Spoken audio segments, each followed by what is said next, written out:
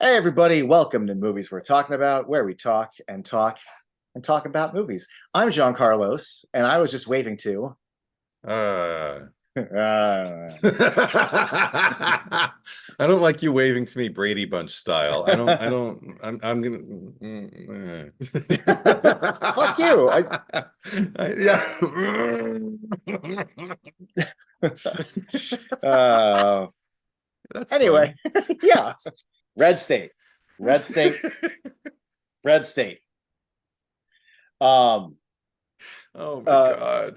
fantastic. To me, top tier, Yes. Eddie. Get the laughs out. Top tier for I me. agree 100%. And I do like that. Not like it was that. I mean, Clerks is 94, so 2011. That's well into your career. There was already Clerks Chasing Amy and Clerks 2 for me that were great. And sometimes I look at certain filmmakers and I'm like, wow, you don't need to. It's nice that you do this, but you don't need to be delivering another masterpiece this far into your career. You've done it. And I watched Red State and went like, what the fuck, dude? Mhm. And also challenging yourself, like going so Yes. far outside of and also taking the risk of like challenging your audiences, because like there are so many things that when we were discussing Kevin Smith's earlier careers, like his landmark films and everything like that, that now, are looked at as his landmark films, I believe. It's like the first ones to come to mind are usually the early ones, but this one, I think it's actually kind of a gift to him that for most conversations that I would engage in with people, if I asked them to name like three Kevin Smith movies, they'd probably name the Jersey trilogy, and I'd be like, if I brought up Red State, if they've seen it, they'd be like, "What? Yeah, oh my God," because it doesn't have the usual ticks and bells and Yeah. whistles A that lot we of the associate with Kevin Smithisms Smith aren't movies. aren't there. Yeah, and he ends up just kind of emerging, telling a great story, moving the camera. It's always such an issue with some people, but Yeah. for me, I think I felt it the most. I was so engaged that I didn't really have an opportunity to pull out focus wise until, and it was for like a good reason, because I've already seen the movie. I know kind of the beats. I think this might be my fourth time viewing it though since 2011, because it's not, I can't watch it often. I can't Same. start her up all over again once I've Probably finished. probably for a different reason than you, but same. Oh, okay. But yeah, 'cause I did need something kind of mindless to decompress and shake it off a little bit. But also at the same time, like I didn't mind kind of waiting in the muck and the mire of like whatever it is that he left me in at the end of the movie. So many issues that like strike even harder now than they did when I saw it initially, either in 2011 or 2012. I forget exactly when, because I didn't see it in theaters, unfortunately. I think I saw it at your behest. You told me that Red Oh. State was a thing, and I was like, oh, I'd really like to see that. And then I Well, think I got my Netflix DVD rental and I watched it and I went, yeah, what? Yeah. I don't think you would have had a chance to see it in a normal theater because this is, I mean, besides the movie itself, one of the other kind of benchmarks for it at the time was not only was this like the first movie that Kevin Smith like toured the way you and I've seen like Oh, right. Reboot Yeah. and like he did. But this was the first time where in order to do it, like God, I want to say it was Sundance. Hmm. I don't know, I forget where, but Okay. it was playing, I think, at a festival. It didn't have distribution left yet. It's one of those festivals where distributors all start bidding for it. So he Right. decided, he publicly said, we're going to do an auction. Like, I'm going to be an auctioneer and I'm going to do a live auction in the room and auction the movie off. And everyone's like, oh, neat. And then he used that to go up and say, the distributor system is not great and I'm going to release it myself. Ha ha ha ha. I'm going to take it on tour.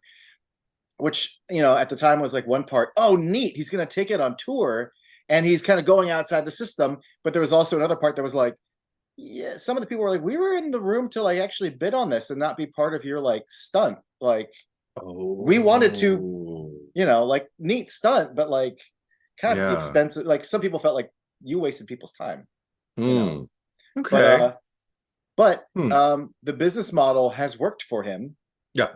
for this. And Mhm. reboot and Clerks 3, and there's kind of want to say, I think they took Jay and Bob's Super Groovy Cartoon Movie on tour, but I feel like I'm forgetting one. I don't know. Anyway, the model works. So anyway, I didn't see this in a normal theater, but I did see it on the tour. And when it came to LA, I think it might have been easier for all these people to be there, but it was like Ralph Garman was there, Melissa Leo was there. Like it was a series of like it was like 10 people seated on stage. I don't know if I appreciated it at the time, but Kyle Gallner might have been fucking up there. I don't know. There was a bunch of people. It was cool. I'm just having a happy party in my head, imagining he was. Yeah, he probably was. Probably. Yeah. But it was a cool experience. It was it was definitely different than the usual Q&A where and I like the Q&As where Kevin Smith talks for 4 hours straight, but it was cool to and people were asking the actors questions, and it was a really, really good time. What was your what were kind of like the basic points you walked away from after your initial viewing, though? Like, well, shock that like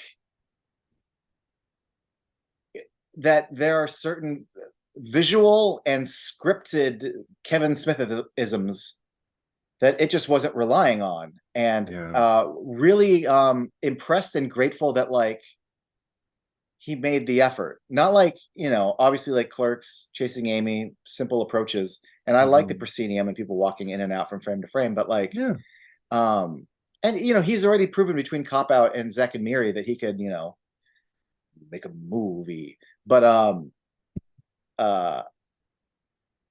he doesn't rely on any of his usual tricks, and also some of the other tricks that other people have used I thought were used to great. I remember just being so it depends if they're executed well or not, or employed well or not within the framework. Whenever there's a close-up of someone running and we're getting this with them, and this was a case where I'm like, oh my god, this was really working for me, you know. And other times I'll watch it and go, oh, I'm watching a technique happen. Yeah, no, that was my takeaway was the fact that like, fuck, he tried. He did all these comedies. He did a schmaltzy little family kids movie with Jersey Girl, but like, he made the like, for the first time it felt like he was really also trying to make the, because he's a big horror fan. Yeah. So it was fun to see a horror fan who made like 8 comedies in a row or whatever. Like something that certainly opens like a horror. Like you feel like that's what it is. And when you swing for something different and you try and you succeed, it just felt like a breath of fresh air, and like he stuck the landing, and I was just so excited that like he did something new that still felt like him in a weird way, even though traditional trappings is, you know, it doesn't, but like it's still there. His voice is still there, his intentions are still there. No, I just I was on cloud 9 like the night I saw it. I'm like, what the fuck? Like I didn't know I needed a new favorite. It instantly became a new favorite. It's in my top 3. Oh, nice. Yeah, no, I remember the only thing that even kind of like was criticism adjacent, because I was consuming everything that he was feeding me, but I think because I walked in knowing nothing. Like I saw the cover, which I can see over your shoulder there, and I remember, and I think it was just like an icon, because if they mailed me a DVD, maybe it was on the DVD, the image or something, but I remember knowing that image and kind of going in like, oh, that's interesting.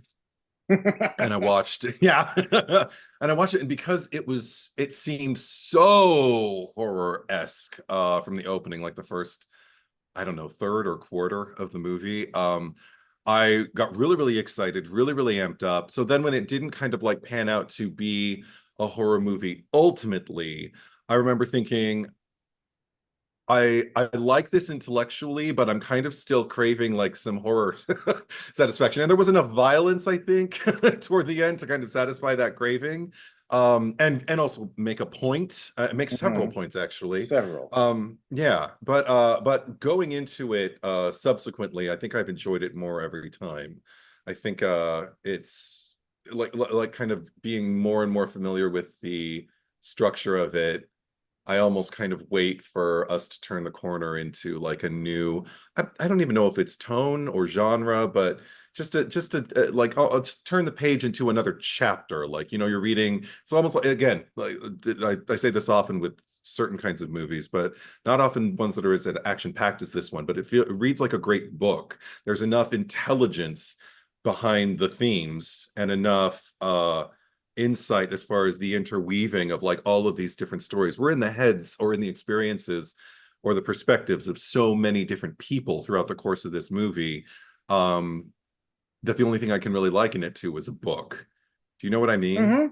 Yeah, Yeah. like so many characters like passing in and out and Yeah. And everything in like that. chapter 3, we Oftentimes, switch to this guy, and then chapter 4, yeah. this guy. Yeah. And even people again like taking like something that I think a lot of people mostly associate with the horror genre, taking a star, putting them in a part that you think is going to be like a large part, and the largest thing about it is the impact Yeah. when we take them out of the out of the running, because they no longer have a pulse. And I Yeah. forgot that Kevin Pollak is barely in this movie. Yeah. So He when it showed up for a happened, day. it still shocked me. I was still like, oh, I forgot about that. Okay. That effective. I'm not even disappointed, because Yeah. so often it happens in a way where not only do they echo the structure of like the Marion Crane model with Janet Leigh, it almost feels like I can see it coming. Whereas with this one, why would I ever suspect that this character, who seems to be a character role, played by a very familiar actor who's delivering, why would you ever take him out? He's, brilliant. And then you take him out. Most often I feel kind of robbed when I see that in movies these days. But the way it was handled, I thought this is the way it should feel. Oh yeah. I should be like, what? As opposed to, oh, why'd you take her out? She was the most important thing about your Yeah. movie. I used to be very like impressed. I'm like, oh look, you got so and so. Yeah. But also now enough time has passed where a lot of times where I see so and so, I figure I'm like, you got them for a day, so they're probably gonna die in a scene or two. Right. The fact that they did get him for a day, but the way the scene plays, I genuinely go like, because when I watched this earlier this year, I hadn't seen it for a few years. Yeah. So I had the same effect. I'm like, oh shit, I forgot he gets killed. Good job, because I didn't see it coming that he showed up for an afternoon. It really felt like he was going to be, and it helps that you've already got John Goodman and Stephen Root and like. Also, side note, the whole thing's side new topic. Yes, I think, and he's worked with plenty of other great. We've got Rosario Dawson, we've got Alan Rickman, we've got Salma Hayek, and all these people. But I mean, within one collective movie, this has some of the best gets. Like, yeah, you got Melissa Leo, you got John Goodman, Michael fucking Parks delivering one of my favorite Michael Parks performances. Yeah. And then as time has gone on, you go Kyle Gallner, and I forget the guy from fucking Succession, but the guy who plays Billy Ray. I have his name, Nicholas Braun. Oh my God. So I remember watching this movie. That was the first time I saw him in anything. And I just remember like over the like a few years would go by, I'm like, oh, there's the boy from Red State. And then a few years go by, I'm like, that boy from Red State keeps working. And now he's like in one of the biggest shows ever. And I'm like, yeah. He's no longer that. I've yet to click on it, so I haven't watched that show yet. Me neither, but I understand, Yes, yes, he's really good. Yeah, and I remember like I saw this. I think there was a period where I'm like, oh yeah, Kyle Gallner. He's that boy from Jennifer's Body. He's that boy from Red State. Yeah. I think the first thing the Nightmare on Elm Street remake. I was going to say the Nightmare on Elm Street remake is probably one of the first things where like I really remembered his face. And also like there is I remember with Five Cream, I'm like, oh, Kyle Gallner's a man.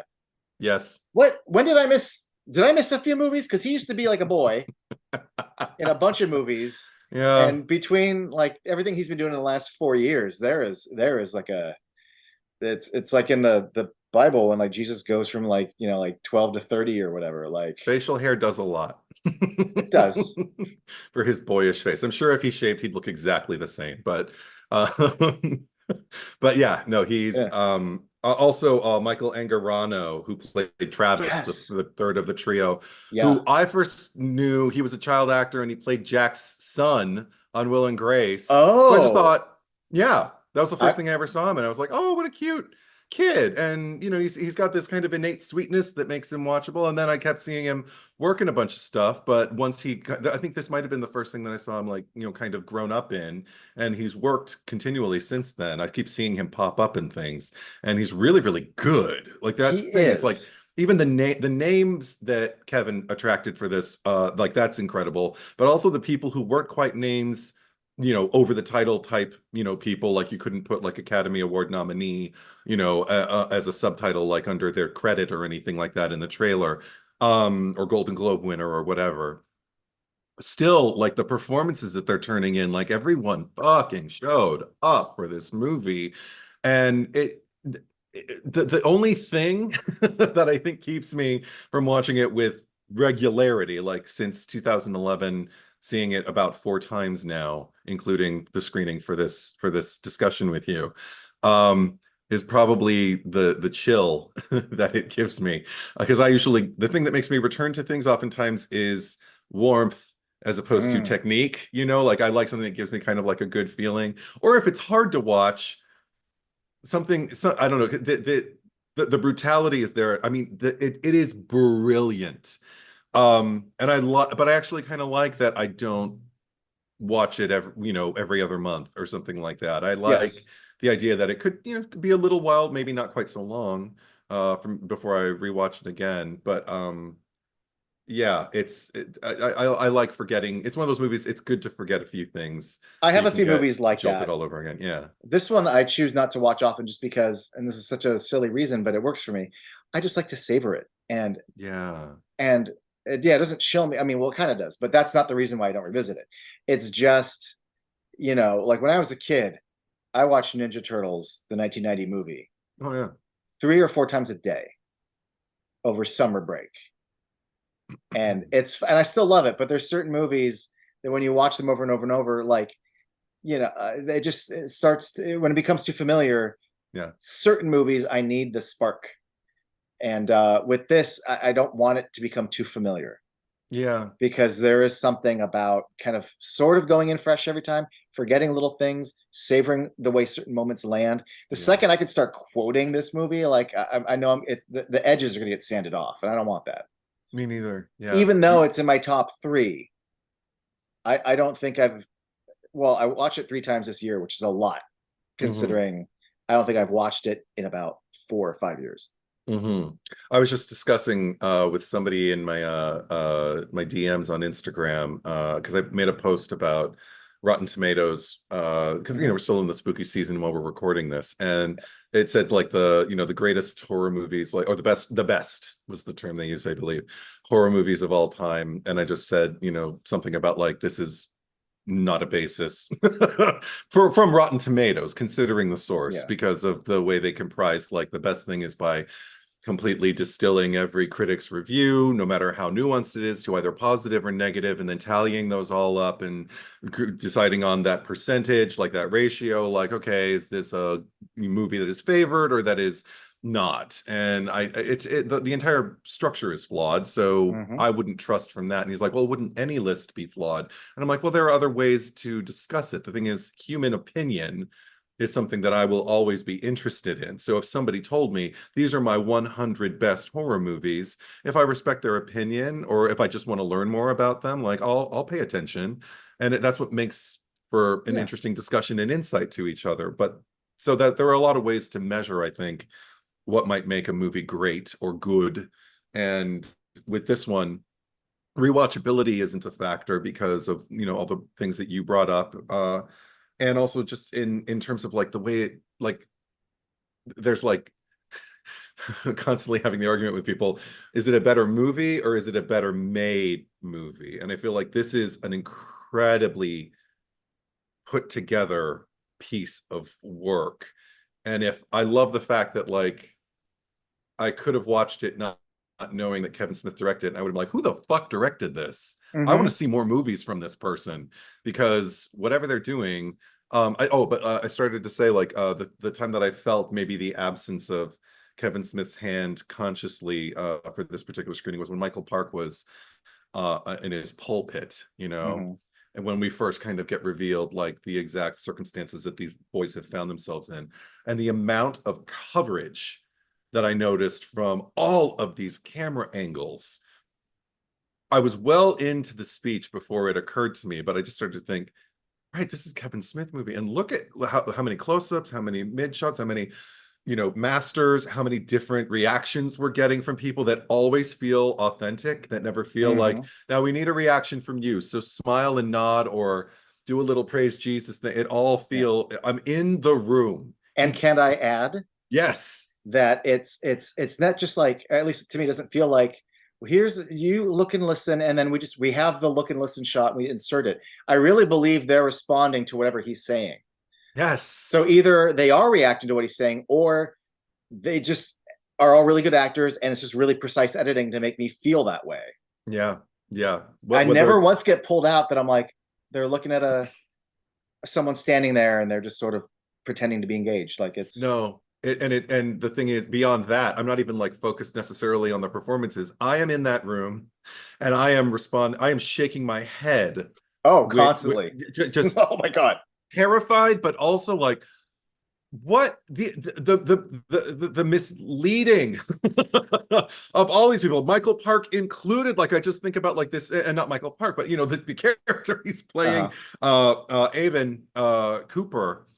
I just think about like the way he was raised, and the way that the fact that children are present in the room, that really helps.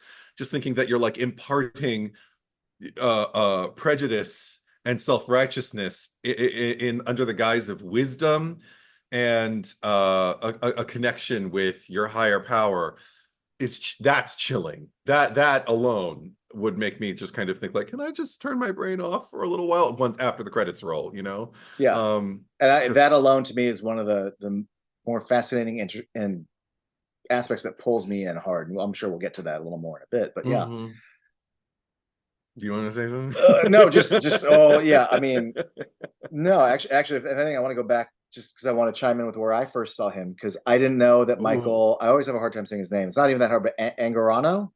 Oh yeah.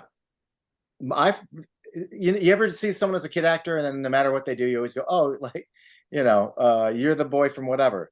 Yeah. I always go, oh, you're the boy from Almost Famous. Oh, okay. Because he plays the main guy for like the first 20 minutes of the movie. Right. I forgot about that. And he's so good. Like, and even as a kid, like, I don't remember if he was any good on Will and Grace. I'm sure he was. But I don't know if you remember, but like, I'll always, like, no matter how old he gets, I just remember when they're in the car and Zooey Deschanel makes her mom like, tell him. It's like, you're not 13. You're actually 11. He's like, 11. I have to rewatch that movie. I haven't seen it in so long. I need to red state that movie. Oh, you do. It's because he's so great in that movie. And then as the years go by, whether it's Brass Teapot or fucking, he was in I don't remember the name, The Lost Kingdom, there was like a Jackie Chan Jet Li movie, and he would know better than I. And he was like the point of view character, anyway. He's great. But you know what's really great about him in this, because there's a thing that happens with actors, and sometimes it might be the direction, sometimes it might just be when they let the actors do their own choice. But I sometimes get annoyed in situations of tension or anger when it becomes fucking this and fucking that and fucking you gotta fucking this and fuck, and I'm like, okay, can we choose another word? And I curse like a sailor in real life, but it just feels like lazy. Sometimes it feels like as an actor they don't have other things in their bag of tricks when it's left up to them, or I think it's really lazy as a writer or director when all you can do is get your people to but one of the things this is one of the cases where when he and Billy Ray are trapped down, and he's like, I think I can cut on the bone if you just lean back, and Billy Ray is a little confused. He's like, do you want to fucking die out here? You want to just fucking help me out? And I'm like, this is when your brain would do that. Yes. And also, and this is my favorite choice he makes, and I don't know if it's his choice or if he was told to, but in that level of intensity, when it's life or death, and you're breathing that hard and you're trying to maybe survive the next few minutes, his voice, it goes so high. Like the whole movie is like, hey, I chew my little chaw, and I'm looking for friends in this. But in that tension, like, he goes up here and he's just and I'm like, that is chilling me, because when you go into when you occupy a completely other register that you didn't even know you were capable of, and and again, it's not done because like you're from a technical standpoint, you're thinking like, all right, I thought I'd go up here when I'm really, because when people are anxious, they do. No, it is so viscerally connected to the immediate circumstances. And it's just, I just, again, I love the way that it's set up. I feel like the actors are absolutely at ease under the hand of like Kevin Smith's direction, and he knows when to like move in, but he also knows when to just kind of like, they've got it going on. And I think that's another thing. Sometimes I feel like directors say too much, and sometimes I feel like I can see the director's intent getting in the way, and I see like an actor moving when they were told to, as opposed to like, you know, a director observing, well, how would you move in the space, you know, let me see, and if you need direction, I'll help you. But that's the thing, that like uninspired or unmotivated movement, vocal shift, like anything from a technical standpoint, immediately moves out of the technical arena when the actor is just kind of free, and ironically enough, relaxed enough to let the choice Yeah. make them, to just kind of like not even, you know, do it, but let it do them, you know, just kind of like it's no longer words on a page. It's no longer you and, you know, this actor you rehearsed with and know as well or as little about as you do. It's now, no, we're friends, we're fucked, and there's a way out, but the only way out is if you fucking listen to me and calm the fuck down. You can't, you know, regress. You can't go back into the womb and just cry about how much you want your mommy. If we want to get out of here, you ever want to see your mommy again? You gotta fucking listen to me. And all of that, like Oh, that feels so fucking human. All of it. and you know what else feels really human? Yes. When Billy Ray's like, I just want my mom. I Oh, fuck. If we would have got any Heart more of that, I breaks. know. And if we would have gotten any more of that, you know me, I cry like snap of Yes. the fingers. I was not crying, but I was so close. But we, because of the immediacy of the moment, it's Yeah. just like, no, you can't go. I was like, if he would have just kind of like had a moment more to try and assess while Billy Ray fell apart behind him, I would have been a mess. I would have been on the floor. I would have had to collect myself and go like, remember, you're watching a movie, you know. But And it's not just you know the choice to have that moment. And Mhm. it's not just his performance, but I love when people, especially when people are kind of full of shit or they have bravado, they're kind of performative. I love when they get stripped away to like their base when they aren't performing, Yeah. because that's precisely what happens there. Which also like I I don't want to say like they're my favorite Kevin Smith like boys or anything, but like there's there's something that he really gets right about them. For someone Mhm. also who wrote about 20 something year olds in the 90s, Mhm. you know, and kept writing about zack and miri and people desperate to make money but doing a porno. Like you get to a point where maybe you can't write kids anymore. Yeah. As someone who was a teenage hetero boy, the fact that they are all so vocally Yeah. horny Mhm. and stupid about it, Yeah. and to the degree that if they had been older, they would be embarrassed by how pathetic and stupid and horny they are. Yeah. There is actually, I hate to say this, there is a lot of truth to what Yes. is written and Yeah. how they perform. Yes. Um, because there is a point where when you're a teenager, I'm not saying I went online looking at Craigslist or looking for prostitutes or anything, but like you are so young and stupid that like the idea of like, well, why don't you go talk to a girl and you know get to know her and maybe form a relationship and share some. Oh no, just fucking like if there's a magic fairy that's like here's pussy, you'd be like, oh, I'll take it. Like the fact and the way they speak about it. Like at Yeah. one point they're looking and he's like, you can't even see her face. He's like, who cares about her face? Your fucking tits and pussy is fucking great. Like Right. any 16-year-old boy that was in my vicinity would have said the exact same thing. You Yeah. know, as far as the juvenile way that you would like rank like tits and pussy over face and ass or whatever. Like it's just like it's super cringe at times to watch them, but Oh it's yeah. also Oh yeah. super truthful. Yeah. I agree. And again, And sorry, yeah. and Go ahead. also the fact that they would go to a half an hour out of town to meet a complete stranger who's giving, Mhm. even when she hands him open bottle beers and you go no, the power of the pussy being dangled in front of them Mhm. is so strong that they wouldn't even think to look at the bottle caps at age 16 or whatever. No, The lengths that they would go for this is, I hate to say this, it is not far-fetched. no, not Teenage at all. boys are that fucking stupid. And the fact that he wrote them and they play them that way is very impressive to me. I agree 100%. The only thing I can say kind of on top of it was the same way I was put in like basically in the pew, like well, Michael Park is doing his thing when we first meet him. With this,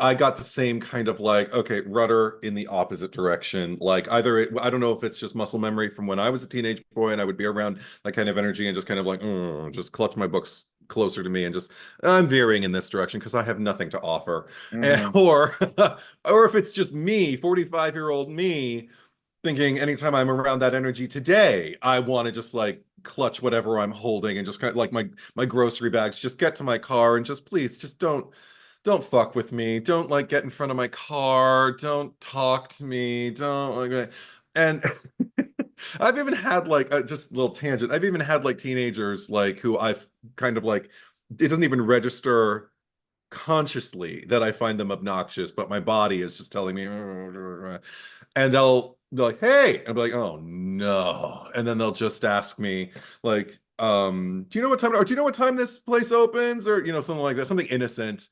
And I'll just be like, no, or it's this time. And then I'll just be like, thanks a lot. And then it's just like, all right.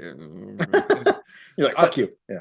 It was authentic feeling enough that it gave me the same exact reaction where I was just kind of like, I don't want to eavesdrop on this conversation. Like, but not in a way that makes me criticize the movie, just in a way that like makes me uncomfortable enough that I want to veer off and just kind of like be, in a conversation that I'm more, or even just in silence. But and the fact that even to the point, I think when it really stood out to me was like, you bring up like the open bottles of beer and everything like that. Melissa Leo's character, what's her name? Sarah Cooper, is like instructing them to like go off into the bedroom and like disrobe and everything like that. As they're doing it, like just a mere seconds before they completely conk out because of the druggedness, the drugging that she did to them, they're still like openly, vocally, like criticizing her body, talking about like how her tits aren't really anything to write home about or something. And it's like, hey, tits or whatever. They started to go down the exact same road, and I was like, bitch, you're in her trailer. Yeah. If this was going to pan out, this is exactly the kind of thing you should not be doing, because she is a stranger. You could antagonize her. You don't know what kind of weapon she has on her, and you could offend her, and she could just take you out, or she could shoot your junk off, or she could just really scare the shit out of you, or just like kill one of you, and then like, you're going to be traumatized. No thought. No thought. Beyond kind of like the immediate moment. And also, I mean, that's kind of prefaced by the wreck, the swiping of the car that they do on the side of the road, which I love that it was shot in a way that made it look like it was kind of like right there in the middle of the road. And as they walked up to it, I noticed like, no, it's pulled over onto the dirt. Over. There was plenty of road for you to like avoid that, but because you weren't paying any attention, and because you're just kind of like, okay, you know what? And it does kind of make sense, but it's your car's still going to be like, fucked up whether we do this or not. Yep. So we may as well just do it. That is very teenagery to me, and I know people who continue to live that way beyond their teenage years. Oh, there's a moment like well into my 20s. I mean, not that, but what the way Billy Ray comes up to them at school, and I forget, he's like, hey guys, blah, blah, and then like they punch him in the dick. I'm like, oh my god, I knew so many like, hey, I'm gonna walk up and make a joke about something, fucking fuck, like, oh, all that like blustery bullshit. And also we used to punch each other in the nuts all the time for that kind of shit, so that's definitely real. But also I'm glad you brought up that, because after they sideswipe the car and he's saying, you're gonna have the damaged car whether we get late or not. When Billy Ray's like, yeah, so let's just get the car, fucking do this, and fucking go, man, and then he like yells, and I went, oh my god, that was such a Jay thing to do. You're the Jay. Yeah. And It's had this just movie been made a few years earlier, like you'd probably be played by Jane Hughes. mhm. And also, I mean, these are it's I'm glad you brought that up because another thing is just like their banter and everything like that. It's kind of like Jay without the jokes, you know, without Oh yeah, punchlines, you Clerks know, one Jay, who's just perpetually horny. 100%. Yeah, Yeah, yeah. Who I or can still, Dogma Jay also, because everything is just like, hey, can I get head? yeah, You know, exactly. I'll take head. yeah, But again, that's a punchline. So like same intent. How can we kind of like drain the funny out of it? Because, or yeah. at least in a way that I'm not going to laugh at, because I feel like, you know, We'll and get also to it, but again, yeah, there are go, sorry. moments that I don't laugh at, but I go, oh, that's funny, but not enough to pull me out and make me laugh. But there are these little things that, and we'll get to them in a moment. I just Yeah, I wanted to laugh go back later. I laugh later. because you were talking. Oh yeah, there's some stuff with John Goodman for sure. But the Hmm. no, but the thing that when you were talking about them going to the trailer and changing it before they pass out, another thing that gets mentioned besides them being critical of her was I think someone was like, "Oh, dude, she totally wants my stuff," and it's like nothing about her exchange made it sound like she wanted it, but that's how easy it is for young straight boys or even adult straight men to Hmm. completely misread and project Hmm. and think, oh, this girl clearly wants it. No, she doesn't. No, clearly she does. She wants my Hmm. junk. No, she doesn't. Yeah. I mean, the only thing would be like, drink up your beers and go change to them means, oh, she wants to get it on. But no, she doesn't. I And was just go ahead, sorry. no, you go on because this is a new thought. No, no, this is a tangent. Just, but in alignment with what you just said, like I just watched an old episode of Joe Pera's show where he's got a crush on the teacher who he works with, and she's at one point criticizing him. She just lets it all out about why she likes him, but doesn't want to like him. She gives him a laundry list of reasons why she does not want to like him and why he wouldn't last if, you know, like things came up that he needed to take seriously. And at the end of this diatribe of things about reasons why this isn't going to work, he's just like, "You like me?" And my mom I was watching with my mom. She's like, "That's all he heard." I'm like, "He's a man. That's all we want. We just want to focus on like you said something nice about me. You know, you think this could go further than just like this moment? The fact that you're chewing me out probably means you care about me." And it's like, it doesn't mean I should change anything. Doesn't mean like I'm not going to go there immediately. I might later when I have time to process if I'm, you know, evolved enough. But yeah, that doesn't have to do with being straight. I think that's just male. Maybe there's some women out there who can who can relate, but it feels very societally influenced male behavior to Yes, me. more so, yeah, than others. Yeah, Yeah. So new thought you were going to go on I to? I already forgot. Whatever. We'll come Okay. back to it. Just while we're still at the opening too, like there's another point I wanted to make just before all of this, which is just the teacher in the classroom. There was Oh, I love something, her. it was such a fucking hook to see a teacher be cool, you know, just be still a teacher. Like she wasn't like, "Hey, groovy cats," or anything like that. Again, not a joke, but just like a living, breathing person who was standing there talking about like someone called them assholes, and she was just kind of like, "I understand like why a remark like that, and I'll let it slide this time because it's an impassioned kind of like topic and everything like that." But the thing that hooked me I, was, yes, they are assholes. And I was like, yeah. okay, already I'm refreshed. I don't feel like we're just going to be kind of like hitting the same old beats that we do in like the classroom scene, Mm-hmm. the seduction scene, even the dumb teen stuff. Here we are going up and down about like, you know, the mistakes that these guys are making, yet there is a way to handle it that is so much less nuanced and feels so much less dimensionalized than what's being depicted. Mm-hmm. And so I just adore the fact that it's a world I can touch. Yes. It doesn't feel, and I love the Askewniverse, but this is not the Askewniverse. This is our world, you know, like even just like a term like red state and the reaction that it evokes from me. Um, and from anyone, like everybody is going to have some kind of reaction to a title like that, regardless of whatever walk of life they're from. And I don't know, there's something about that I makes it almost, I know he got the death threats for Dogma. There's something that feels more dangerous about this kind of material maybe because of the length to which these people go, and because it isn't being handled, because I think it helps, we'll get to this, I'm sure, but that those trumpets that we hear are not what we think. We all kind of like, everybody on screen is kind of either, yes, I know what that is, or could it really fucking be? You know, like, again, all of that feels absolutely authentic. I after being with the Coopers and believing and just absorbing like what it is to kind of like dilute themselves into like their us versus them kind of mentality, and like how it's justified, even though it says in this Bible that they claim to like hold, you know, up as the rule of law. Here's our loophole, though. Here's the reason why we don't have to answer for this, because we can dehumanize people, and not even we're, and that's not even us dehumanizing them. They've dehumanized themselves. They have like completely robbed themselves of like any consideration that they deserve from us. So now they are insects, they are germs to be like extinguished or exterminated, and all of that again, like so much history seems to just be kind of like dropped in here and there. Like I go back to thinking about like speeches that, you know, Hitler made and everything like that about using words like extermination. So when I hear homosexuals being referred to as insects or germs, it again, it just kind of inspires something very real in me. And it doesn't, it could, if in the wrong hands, and with maybe not enough time. I don't know how much time he had to make this movie. It feels like enough so that everything could be enriched, but not so much that like you could fuck it up.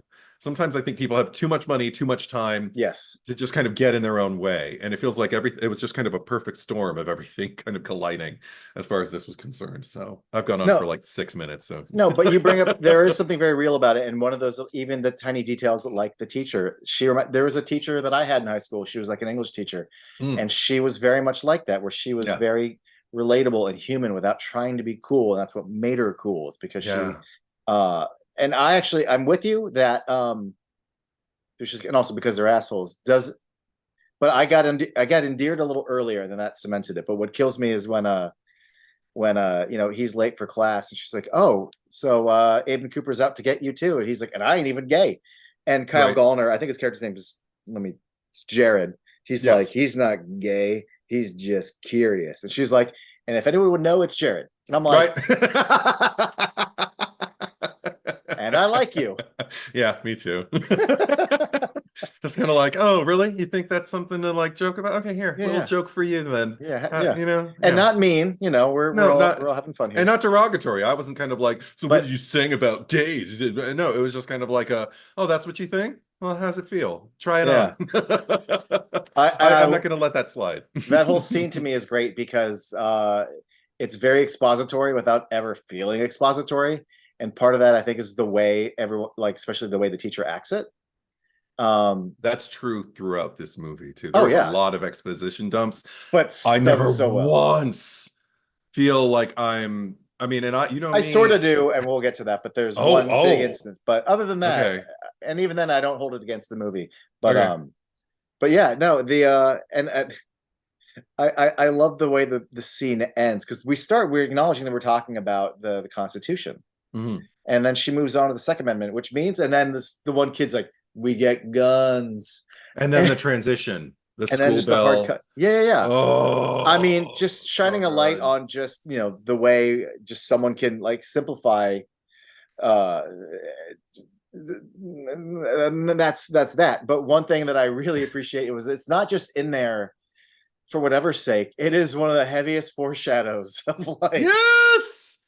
Like there's Chekhov's gun. This is Kevin Smith's gun. All he has to do is just kind of like blare that line, let it button the scene, and we know this is going to figure in to the action. When Billy Ray backs into that room and the motion sensor lights get triggered, and then you just see like the walls of like AKs or whatever the fuck. Oh my god. Yeah. So crazy. Real quick, one of the things before we dive into some of the heavier stuff, one of the that just reminds me of one of there's things, they're not jokes, but there's these little tiny like Kevin Smithisms that Mhm. remind me like, oh, you're watching a Kevin Smith movie and it's Mhm. kind of funny, but it's not haha funny until maybe you've watched movies 3 or 4 times, and then you can kind of laugh because you're already used to the experience. But one of them is just the fact that like, and again, the way the movie's shot, there's a version of this where if you shoot it, I would go ha ha ha ha, because it's silly. It's a stupid idea, frankly. That the room with the guns, the lights form a cross. Oh, right. You know, there's a lot of Mhm. like Catholic or Christian isms in this that are very they're brief, but like it's iconography for a sillier movie, and it's played just quick enough that it doesn't ruin the thing. But like when it's time to shoot the dude tied to the cross, they open up a Bible and they pull a gun out of the Bible, Yep. or you know, or the lights in the room are shaped like a cross. It's definitely there's a funnier version of this movie that leans into the jokiness a bit, and I could see those playing really well into it.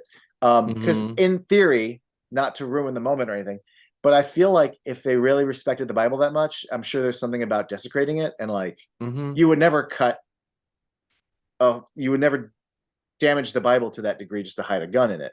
Mhm. But Mhm. it makes for a nice image. Like it makes for a nice beat.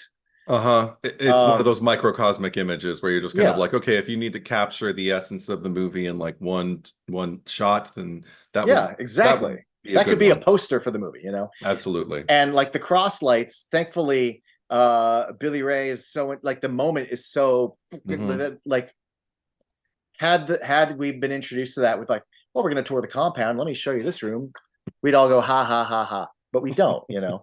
Also, like if you stop and read some of the signs Yeah. that they're, you know, like a lot of them are pretty straightforward, but one of them I chuckle at because it's a little too what it says, and anal penetration equals eternal damnation. Oh, okay. I saw that one. I'm like, Yeah. that's a very like dogma kind of like I could see Jane Dogma's Silent dog Bob shit. walking by that, you know. But I mean, I don't know. But I mean, Yeah. these are tiny little things that are sprinkled in to an otherwise not fucking funny movie. Hmm. But those are the little what I consider Kevin Smithisms. And I don't mean the blatant ones like, oh, a hockey jersey, oh, a Star Wars reference.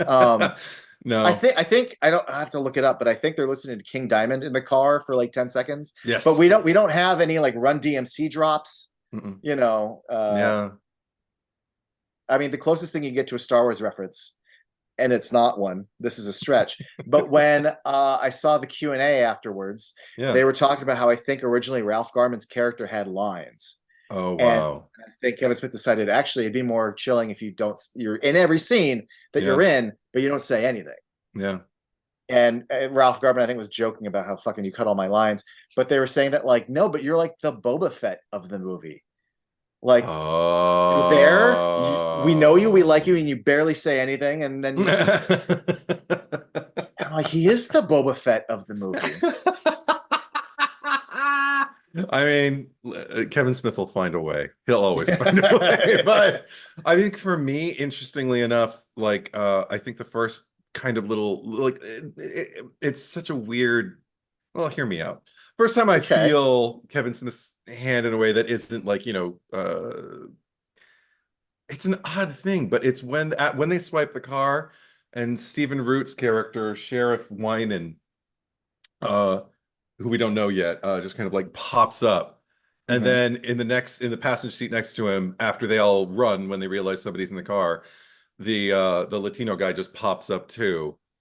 And it wasn't because it was like a comedic beat or anything like that, but I just kind of felt like, oh, he's gay. Okay, yeah, Kevin Smith put his gay thing in. Like he always, Oh, I could yeah. always rely on him to have something gay there, There's always where something for his brother, basically. Yeah. yeah, and also at the same time, like usually in places where I'm kind of like, oh, like I'm kind of charmed by it, where I'm like, oh, I don't think a lot of straight, directors might have made that choice at that particular time. Even in 2011, like it felt like, kind of like a rare thing. Because oftentimes in movies that are kind of like as hetero based, I just mean as the basis for like everything that's going on, like there's discussion of homosexuality prior to that, but it's all kind of like off screen, and it's in ways that I think it's, how can I put this, like that people, straight people can like digest because it's something that has a precedent. Like this was post Matthew Shepard, and you know, Mhm. like a lot Yep. of A activism lot of the against. Fred Phelps protesting against Right, uh-huh, every, yeah, 100%.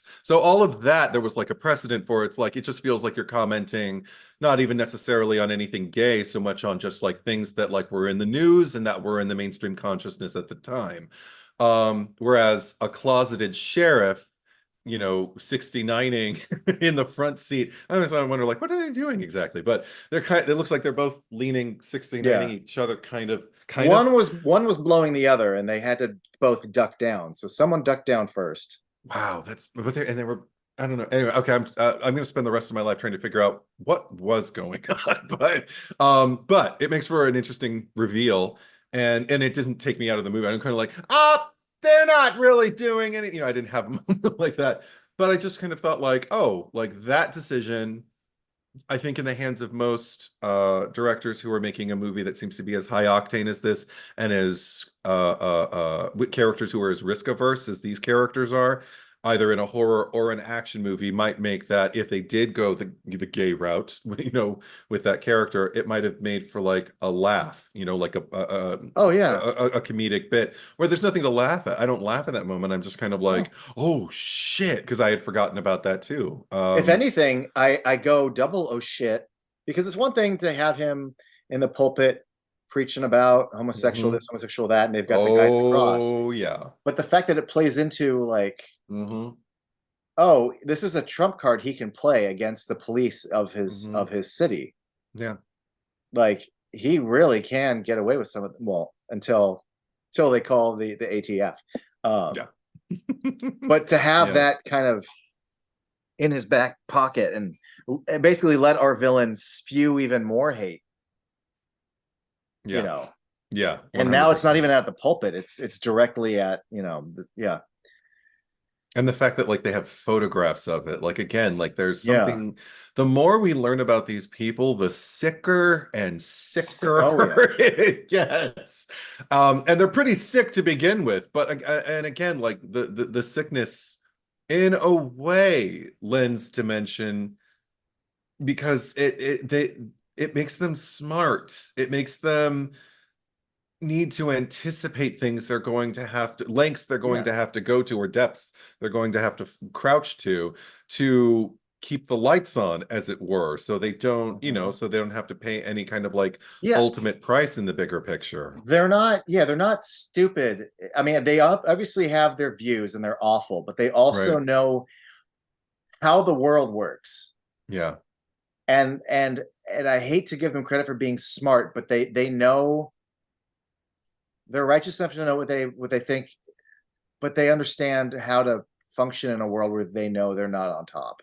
Right, they're strategic about it. So, I mean, I get the impression this is not the first time he's talked his way out of something Right. akin to when the police show up and say, "Hey, we're looking for a blue car, and there's this blue car," and he's like, my granddaughters. I hate to say the thing about women driving shouldn't mix, but he talks his way, charms his way. I get Hmm. the insurance, and I'm like, you know what you're doing, and I'm sure you've done this sort of thing several times. Yeah, I wanted to know. Oh Also, yeah, go ahead. the backstory, they mentioned how like there were other people sort of in the area, and they drove them basically out. And I don't think it's necessarily like, oh, we were just doing our usual Jesus shit, and they got annoyed. Like I'm sure you annoyed them on purpose to the Hmm. point where they would leave. So now you can operate freely on all this land. Yeah. That wasn't an accident. No, no, No. 100%. And then when you find out that the college kids like that Abe and Cooper's church were the ones that were like lighting dog shit and breaking into cars. I'm like, yeah, you're you know exactly what you're doing. You're fucking, yeah. Anyway, Hmm. It made me want to ask, just in terms of like, to bring it back to the boys for a minute. yeah, yeah. I remember having basically like a "you're a shit" reaction when Billy Ray abandoned Travis. Um, I like that there was a little bit more ambiguity. I couldn't tell if when Travis escapes, oh, because Travis was fucking smart too to just possum under So Billy smart. Ray and everything like that. He's just really, really lucky they kicked Billy Ray instead of him.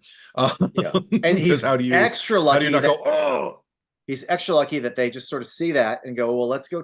Like your husband's upstairs. We still got the other one to kill. Like there's a version of this where they start taking care of those bodies now, and they yeah, so yeah, that's luck. yeah, But anyway, 100%. you were saying. But at least he gambled and he knew he knew if they found him alive, he was a dead man. But this is at least a shot. This is at least a shot. Yeah. While he probably the whole time he was making his way over to that little arsenal, like trying every door, I'm sure, and looking for windows or crawl space or something. And then he found him and thought, fuck. And can I say that once he got up, he did the right thing you're supposed to do in a horror movie, grabbed a gun. 100%. It And doesn't help him in the long run, but still, I'm glad. Because that was another thing I even wrote down, like when Billy Ray was picking it up. I said, boy named Billy Ray with a rat tail ought to know his way around a gun. So the fact that when the door popped open, he didn't immediately start firing. I was like, Billy Ray, fail after fail after fail from you. I have to imagine it's the nerves, though, because he even says something to the effect of like, come on, let's fucking do this. Like he has to talk himself into it. Because I guarantee you, he's shaking. Like 100%. And also my brain also worried like he left Travis behind. Part of me wonders like you don't know if Travis is coming through that door. Yeah. Like you don't want to pull, spoiler alert for anybody who hasn't seen The Strangers, you don't want to pull at The Strangers and just shoot the second you see like a shoulder. Or even this movie. Yeah. But we'll get there. No, but Travis. Okay, so when Travis is like making his way up and everything like that, my mom watched this movie with me, so she was like just sitting there. She had never seen it before, and she was just kind of like, "Oh my God, why doesn't he fire in there? Oh, it's because his friend is in there." I said, "Well, it's also because like he has to strategize. He has to think like if I just kind of like start unloading bullets, like my friend is still tied up."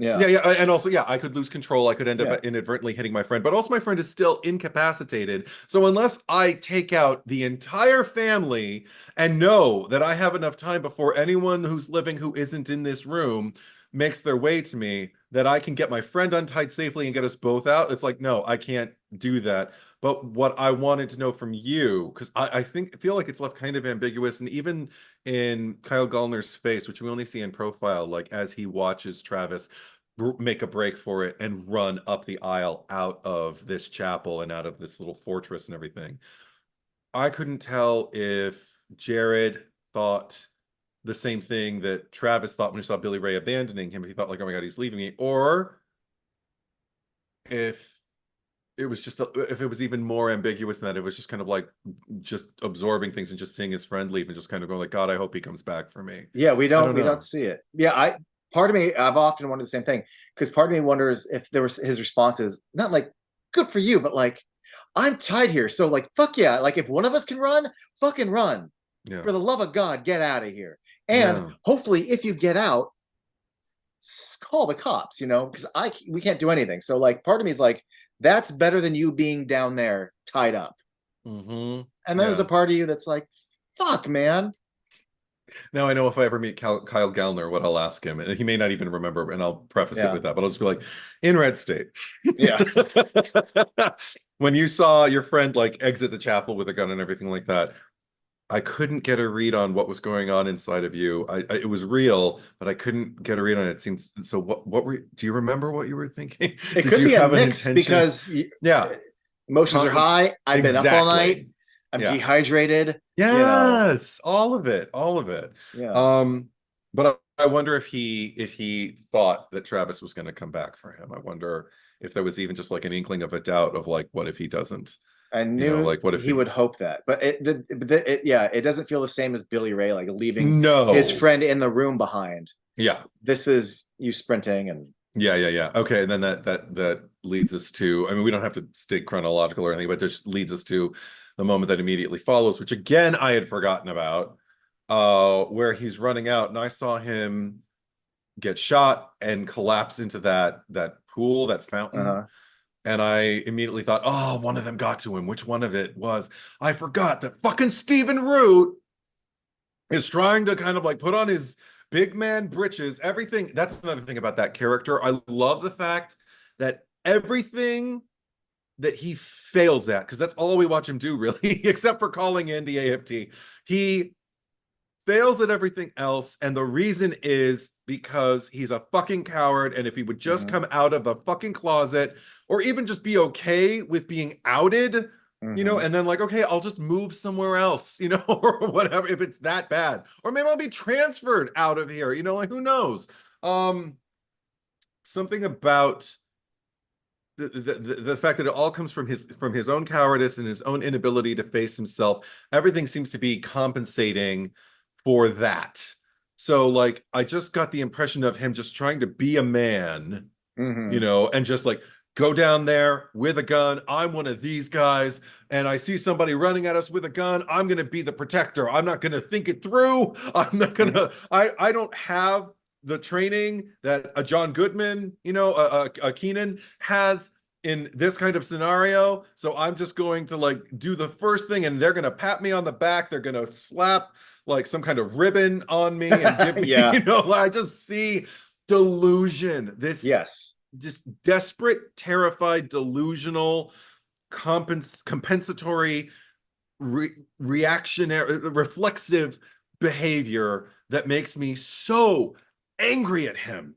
Well, I guarantee you, in that town, he's never been in a situation like this big, so he is not prepared for it. Not at all. So when I see that reaction, then I love that's one thing that like absolutely gratifies me when I see a guy make a stupid mistake and another guy gets in his face and just chews him the fuck out for not the thing that the guy was expecting to ever be chewed out for. Maybe he was being raised. Maybe he was chewed out for not being enough of a man, or why can't you, you know, do machismo. Now you've got someone who is an actual man who is to be respected, to be regarded and to be acknowledged, chewing you out because you weren't careful enough. You didn't think things through. You know, you were out here throwing your weight around like an asshole, and now look, someone's lost their life because of your fucking ignorance and fear. And I love that he tries to explain himself because of his narrow point of view. He had a gun and he was running at us. And John Goodman, with the bigger pictures, like, was he firing at us? 100%. Loved all of that. Well, he was running us with the gun. He's like, do you know who he is? Is he even with the church? Like, and now, because of what you did, we have a potential hostage situation because you don't think. And also, this is one of the few moments that makes me laugh upon later viewings, is when he initially starts that dialogue with Stephen Root. He grabs him by the ear and pulls him over. I'm like, yes, bitch. Yeah, like a fucking child. And then immediately puts him in his place and shows him like who's the adult in the room. He tells him to sit in his damn car. He does. He doesn't last. He's not long for this world. It's even sitting in his car. He's not safe. And if anything, you know, instead of being praised, they refer to him as Barney Fife. Like, that's, I know. That was one of the lines from Kevin Pollak that made me laugh out loud. That was a laugh for me. There's a few there with Kevin Pollak. And my mom, she laughed at it too. She was like, "Oh yeah, these guys get it." Well, and the Barney Fife of it all. One thing that I was reminded when watching this is, you know, all of the previous Kevin Smith movies, several of them take place in Jersey or in other cities that don't have as heavy of an accent. We've traveled to Hollywood. We've you know, but this is the first time I ever, and I think since, well, there was a Kevin Smith movie where people talk like this, you know, and I honestly can't tell you how accurate anything is. I can tell you how accurate the energy the boys have for getting laid. But yeah, I was reminded, like, oh, Barney, that's we're like all these boys, like even all the five, well, not Michael Parks's, but like, you know, his Melissa Leo's daughter. Like, there's a lot of quote unquote points over there in Southern. Which, you know, I don't know how accurate any of the dialects are because there's more than one Southern. Just there's twang, there's drawl, there's what's the other one? No, but different states have, like, it's, you know, it's 100%. But yeah, but Stephen Root is always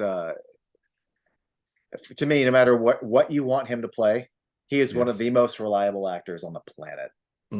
He delivered. He Like, I really do delivers. not like that Like, man that he no, plays, but but here's what it also, he's you know what he God. delivers is that there is something almost shallow and simple on paper, and you're demanding the actor to fill it with truth, Yes.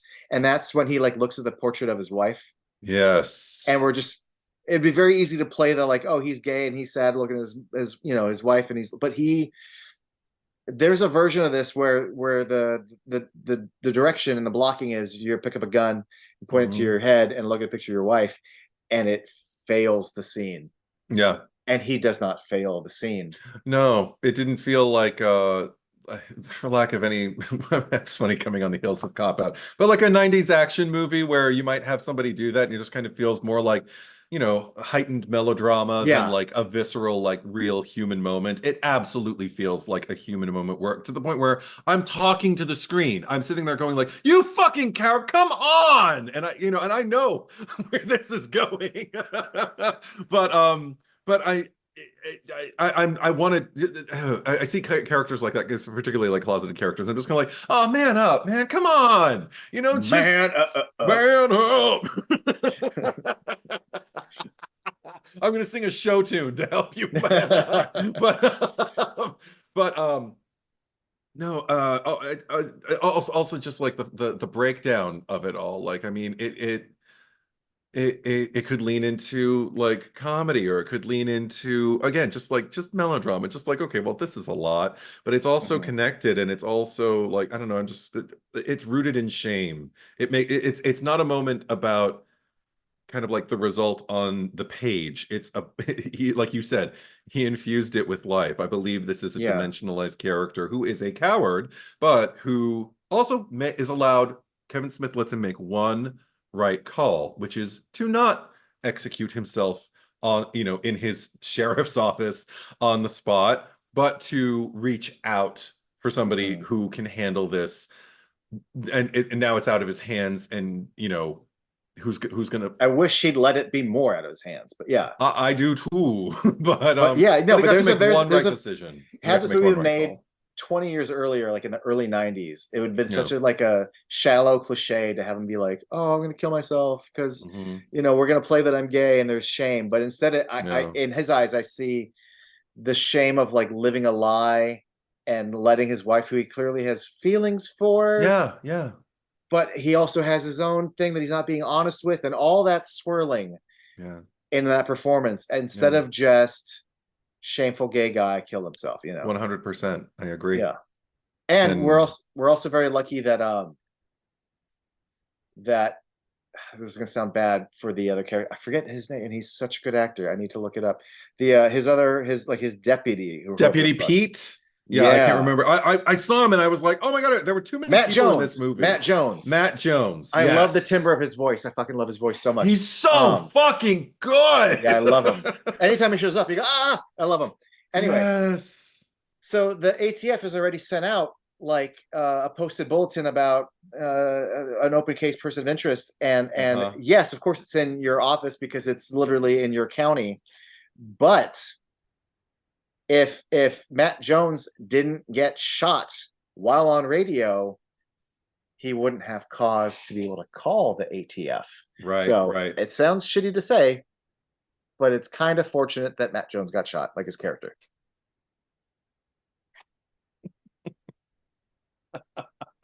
It does sound shitty to say, Yeah, because he could have just finished his sentence.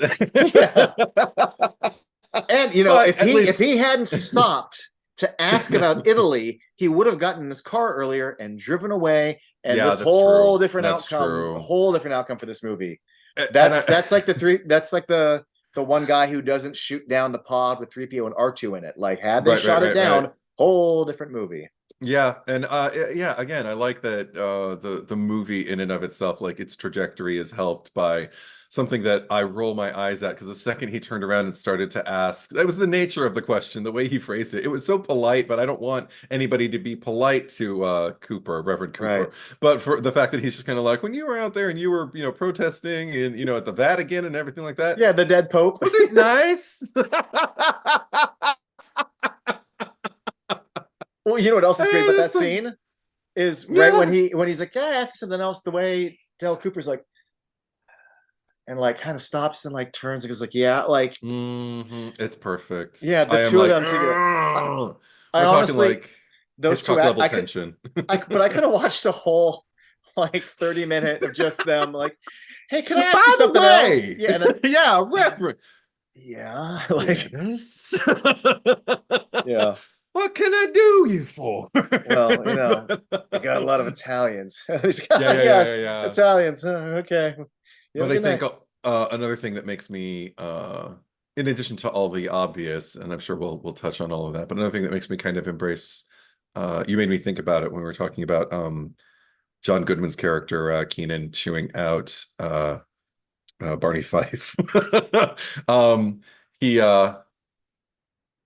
you're making me realize, like, I think whether it's intentional or not, I feel like the precedent has been set with that teacher. We have a figure of authority who I like, who I feel like I want to watch you control this room Mhm. full of kids. I'm watching John Goodman. I'm like, I want to see you, to the best of your ability, like maintain some level of control, or at least perspective. Like, and for me to feel like I've got an avatar, because every call he makes, I get it. I get both sides of it. I get like Yes.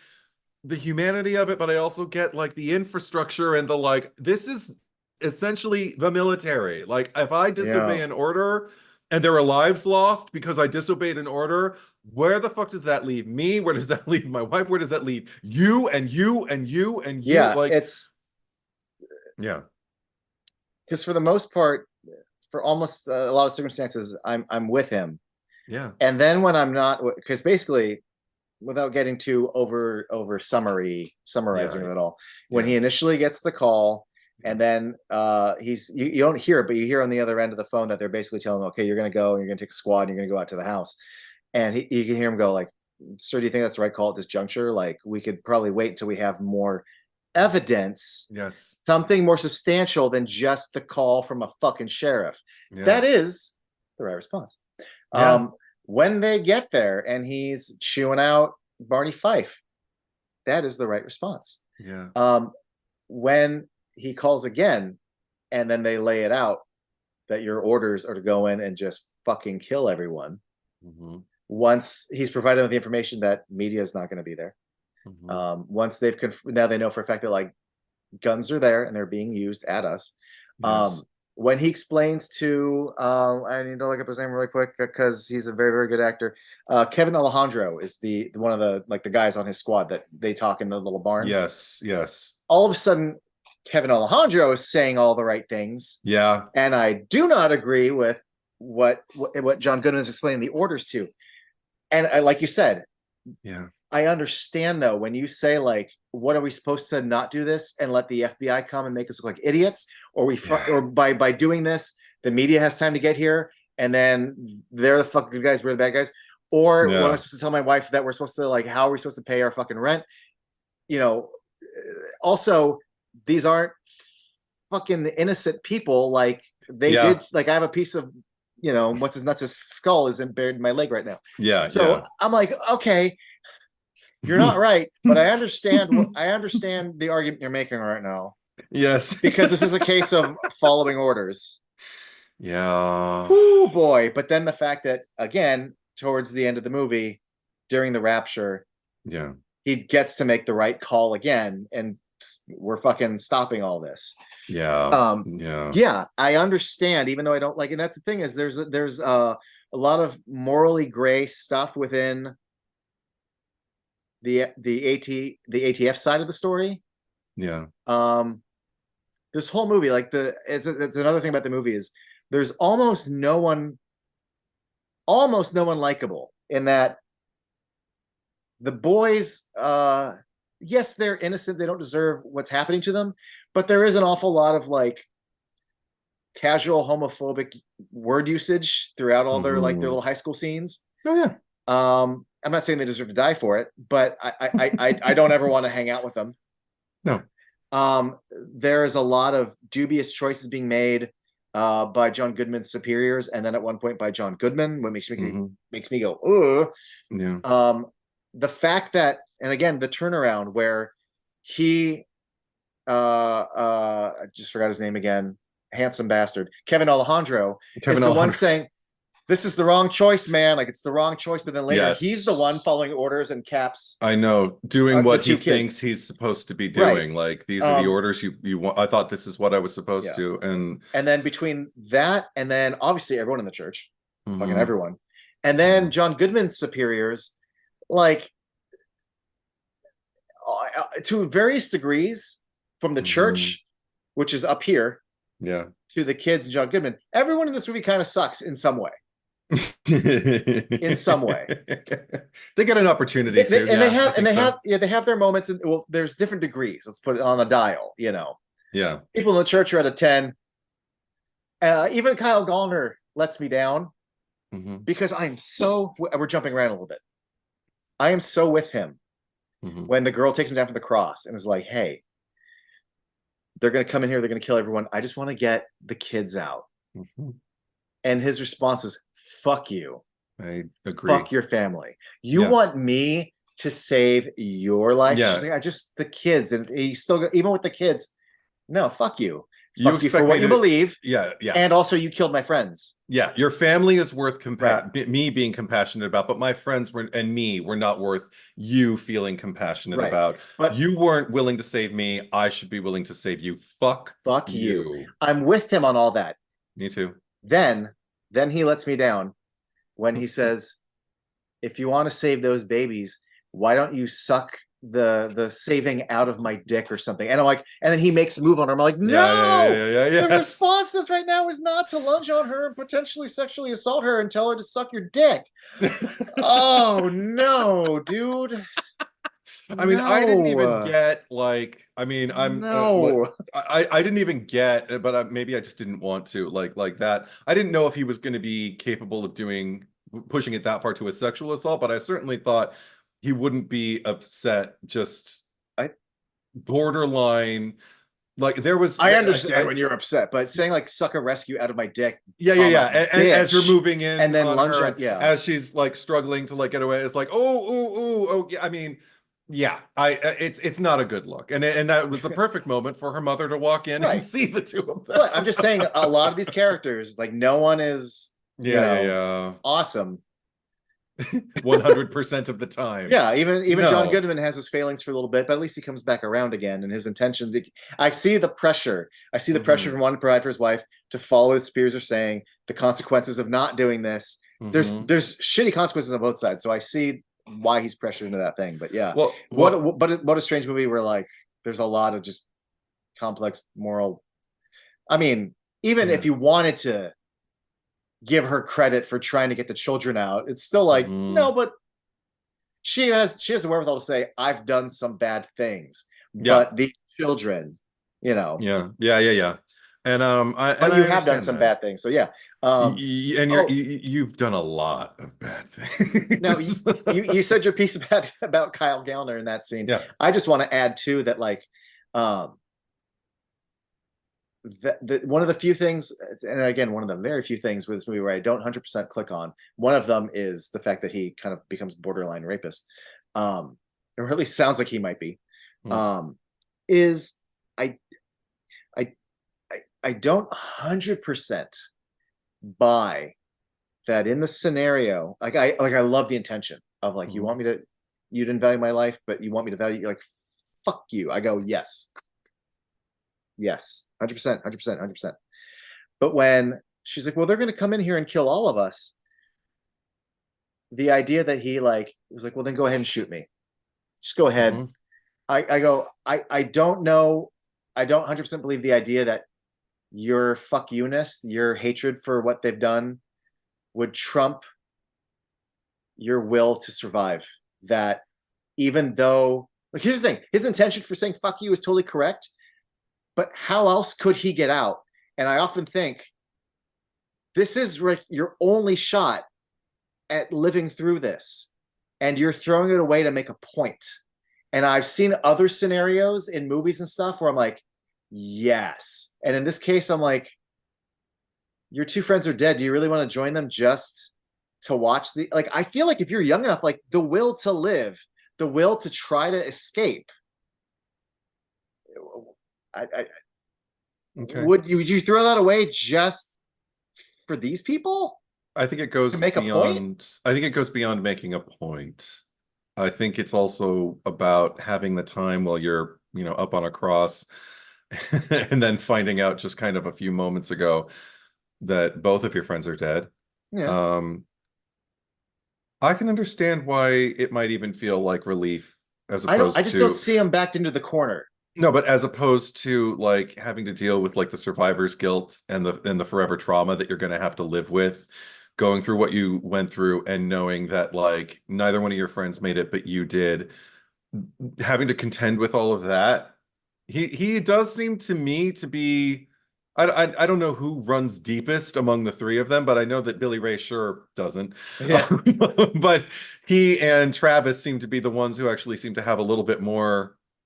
I can't even call it like a moral compass, but I don't even know what it is. But do you know what I'm talking about? A little Yeah. bit more to them, that they might have the foresight in a flash, like when everything, the world seems to be like falling down around them, and she's telling me if they come in here, this cavalry, comes in, they're going to kill you because they killed your friend and everything. Well, then it's like, okay, well, you know what? If that's the case, then I'm fine with it, because then your family won't be able to do this to any more people like me. So I just don't know if one, you believe her.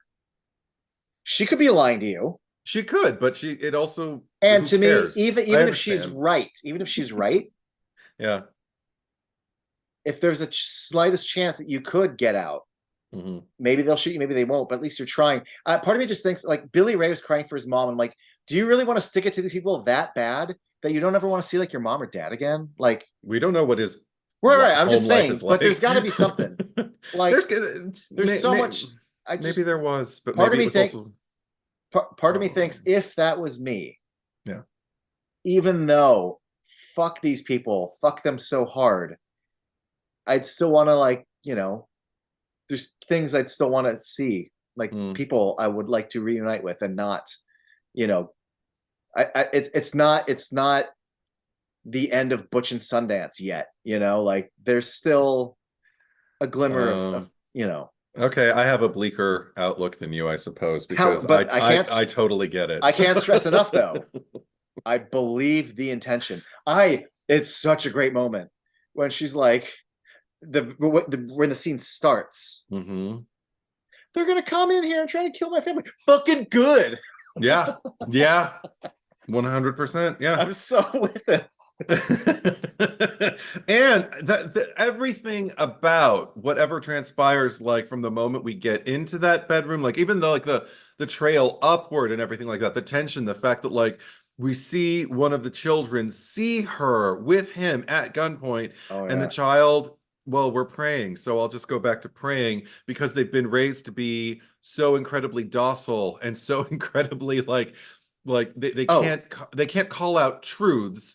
They can only just kind of like do what they're told. I mean, I feel like she was at the perfect age, and she was the older of those three, right? Because there's a 3-year-old, the 8-year-old, and then I thought she was like in the middle. I thought there was in the middle. I don't remember. I don't remember either. She seemed like young enough that it would make sense for her to just kind of like look at it the way you would like a daydream and not really process it, and then go back to like, well, I've been told that I'm supposed to bow my head and pray right now, but also old enough to almost perceive like what she was saying, to the point where if somebody asked her, did you see anything in the hallway? Yeah, I saw Cheyenne with that boy that we had on the crawl, or in the cage, and something like that. I mean, maybe. I just know that and I don't remember her character's name. Cheyenne refers to her 3-year-old niece. And then what kills me is I don't like her character, but I respect the actor making this choice. If it was a choice of just an organic thing, but when she refers to her 8-year-old, and she's like, and she has to like stop. She can't get the sentence out. Yeah, yeah. Because she's imagining the death of her 8-year-old sister, and she like has to like regroup after a cry stutter. But yeah, anyway, there's that third kid. I have to talk about that third kid for a moment. Okay. Because when he's speechifying his big, huge sermon, because there's several different points, where he's like, who is the enemy of God? And Shan goes, Satan, and so that's right, Satan. And Melissa Leo's like, that's my baby girl, whatever, like all that kind of bullshit. But at one point he goes, and who is the instrument of Satan? And that little girl goes, the homosexuals. I know. And again, I think there's probably like a close-up of just like, no, that's right. I know. But then they cut back to her. And here's what kills me. Besides her parents being like so fucking proud of her for knowing the answer, she's holding this really confident stare. Yeah. Like she knows for her the facts. And she knows them. And she's proud she knows them. And she is staring right at the preacher, proud of herself with a gaze. And it chills me. Yeah. That this little cocky, like, oh God. And it's, do you know how impressive it is for a child actor to come to set that day and like, give me that fuck, it's a 2-word answer, the homosexuals. Fucking terrifying. Chills. Yeah. That is a hell of a performance. Oh, yeah. I heard that come out of the mouth of a child who was looking so like, proud of herself and watching everybody. It was like matter of fact, this wholesome family gathering, the whole tone of it, the fact that they're just like these good people and they're just, like practicing their religion and they're just denouncing Satan and recognizing Satan working through people who are no longer children of God. I almost forgot that Jared was in the cage after a particular point, to the point where when Kevin Smith cuts back to him, and I can't say, I love that I can say when Kevin Smith cuts back to him because he did edit this, and I'm like, oh, yeah, it's one of my favorite things about this movie is the editing. Good for you, Kevin Smith. But he cuts back to Jared, and I'm just kind of like, oh my God, I'm so astonished and agog at like what I'm witnessing among just these people that I almost forgot they imprisoned someone and that and I was like, good for you. Like I was hypnotized. I do that as well. And then sometimes when I watch it, I remind myself, like, I'll be like, watch the scene from Kyle Gallner's point of view. Yeah. And then sometimes I just watch from my point of view. Yeah. Sometimes I allow myself to imagine what the church are sort of getting out of it. It makes me all icky. Yeah. Especially because fucking Lady Aberlin's sitting there just knitting and like, Lady Aberlin from Mr. Rogers. She's Kevin Smith gave her so many turns at bat and she nailed every single one of them. I love her in Dogma, like but just and Jersey Girl. Yeah. Oh, and Memory from Cats, like yes. She's perfect. She is perfection. But there's something so intrinsically wholesome in the blocking of and then you're gonna knit and just nod your head, and then to have that wholesome imagery being applied to this unwholesome concept. It's just also, side note, the young man that she's always with. Oh yeah. I don't know if he's supposed to be her son. I thought so. But for the first several viewings, the impression I always got was that he was her husband. And that's the right face. That feels, I mean, I feel ageist doing that, but right. But I always get the impression. And then it wasn't until, honestly, I rewatched this movie again today, and when she gets shot, it sounds like he yells out "Ma." I thought so too. And then I often there's something about there where I'm like, is there something Oedipal going on here? I just always get the sense that there is a kind of a May December, cougar sort of. Ew! That's the impression I always got with the two of them. Don't ask me why. No, okay. It just looks. It just sort of. I just got that vibe. Now I hope I forget that the next time I watch this movie, but because it's gross, but I can't say like you're wrong. That's totally not it. Anyway, okay, Yeah. but to keep the ick going, there were a few phrases I was too busy watching Michael Park's performance to like really start taking, copious notes. But I just wrote down like I wrote down, of course, the phrase the homosexuals because that was chilling. But I also just wrote perfect hatred and how effusively that phrase just captures everything that I kind of like associate with these people in this movie. The fact that you can put your hatred up on a pedestal, and I believe he is quoting the Bible. I put it with quotes because I don't know if it actually is in the Bible. I don't know if it says perfect hatred anywhere in the Bible. But while he's proselytizing and everything like that, he speaks of this perfect hatred that they can feel for the people who are the demons in disguise and whatever, and also the way he emphasized it's not godlessness, it's godlessness. It was weird. Like the emphasis was on the godlessness. And he said it a couple times, and I was just kind of like, ugh. And then also just like, I just wrote down, he makes the comments, talk about ick factor. He makes the comments about Thailand, which, yeah, there's a lot of corrupt shit going on, Yes. like socially. Again, crimes against children, and this was another point where I was just going to like, little Kevin Smith nod, because we have an allusion to it in Dogma when they're going down the roster of all the heads of movies, and one guy went to Thailand, and I'm not going to finish the sentence because but you know where I'm going with it. The 5 pointers would have loved Loki. Oh yeah. Oh my God, and Bartleby. But the fact that like I just got this like we're such good people regarding the Thailand thing, and it was almost like they were elevating themselves in order. I mean, again, like it felt so masturbatory among the characters just to see them just kind of like, like clutching themselves and weeping and going like, these horrible atrocities that are going on all over the world. Who could possibly fathom that heinous act? When it's like, what the fuck have you done up until now? What the fuck? I wrote down, you were on your 432nd funeral demonstration. You said in the news report earlier.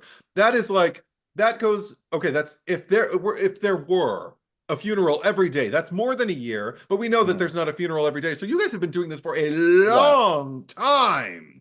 And condemning people and self-righteousness, again, like I can't escape it, like that kind of piety and that kind of like like rectitude and that kind of hypocrisy, that inability to even question. And also, again, if you're going to cast a cult leader, Michael Park is your guy.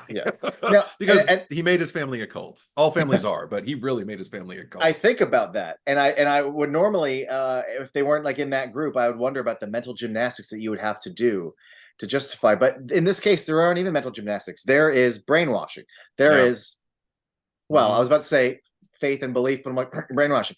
Where this is just what we believe. Yeah. It is as simple as, well, the homosexuals are insects. Simple as that. So there is no gymnastics. This is fact to them. It was also interesting while he was going on about it. Like I love that it's repeated so many times when they get Jared out and he just keeps saying, I ain't even gay. Because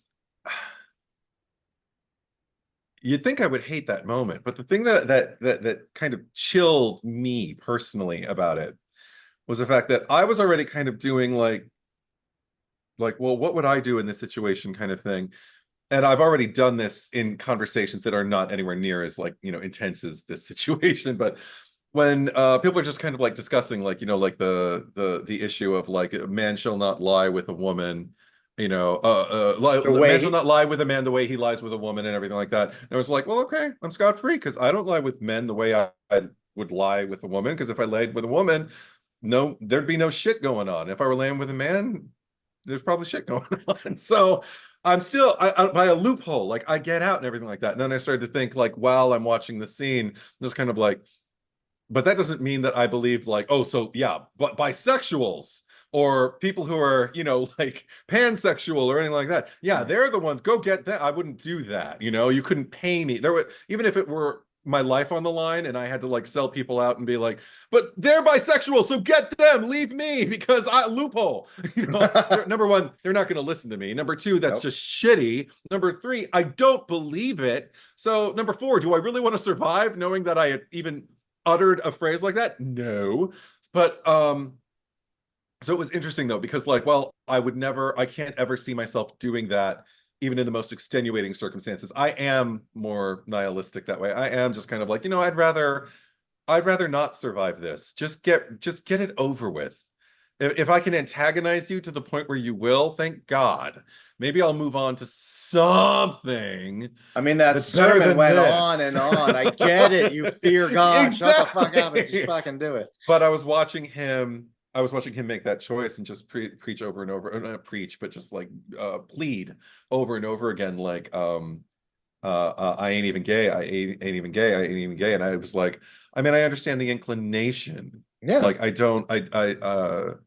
and it doesn't make me think like I get it. You're tired. Like, why? Well, why am I here? Like, I'm not even. Yeah. But you're still. I mean, but also, I mean, again, it just makes him so young to me because I'm like, I would have understood. Like, it's not about me being gay. It's about the fact, like, they know who they put out there. They saw, you know, the Craigslist ad and everything like that. It's because I'm unclean. It's because I'm filthy. It's because, you know. You know, it's funny because the other argument that I could have seen him making, and I get where his little logic brain went. His facts brain, you know, but also had been like, I didn't fucking do anything. Like, this is entrapment. I haven't done anything. You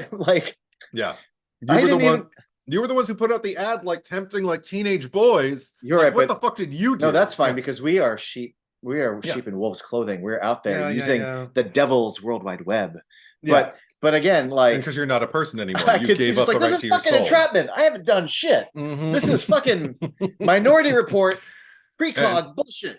And there would Michael Park being like, "You're hearing the lies of Satan." You know, like, well, and also about, like, I used the devil will mix the truth with lies to try and coax you away from God's path. He will find a way to continue the brainwashing. Well, he does, because the first couple times I saw this movie, it's kind of spoken so quietly. He's at the piano. I didn't really hear it, but when he's like, "I ain't even gay," and he's like, "Yeah, but sharing a woman with 3 men, isn't that worse than being gay? To treat them."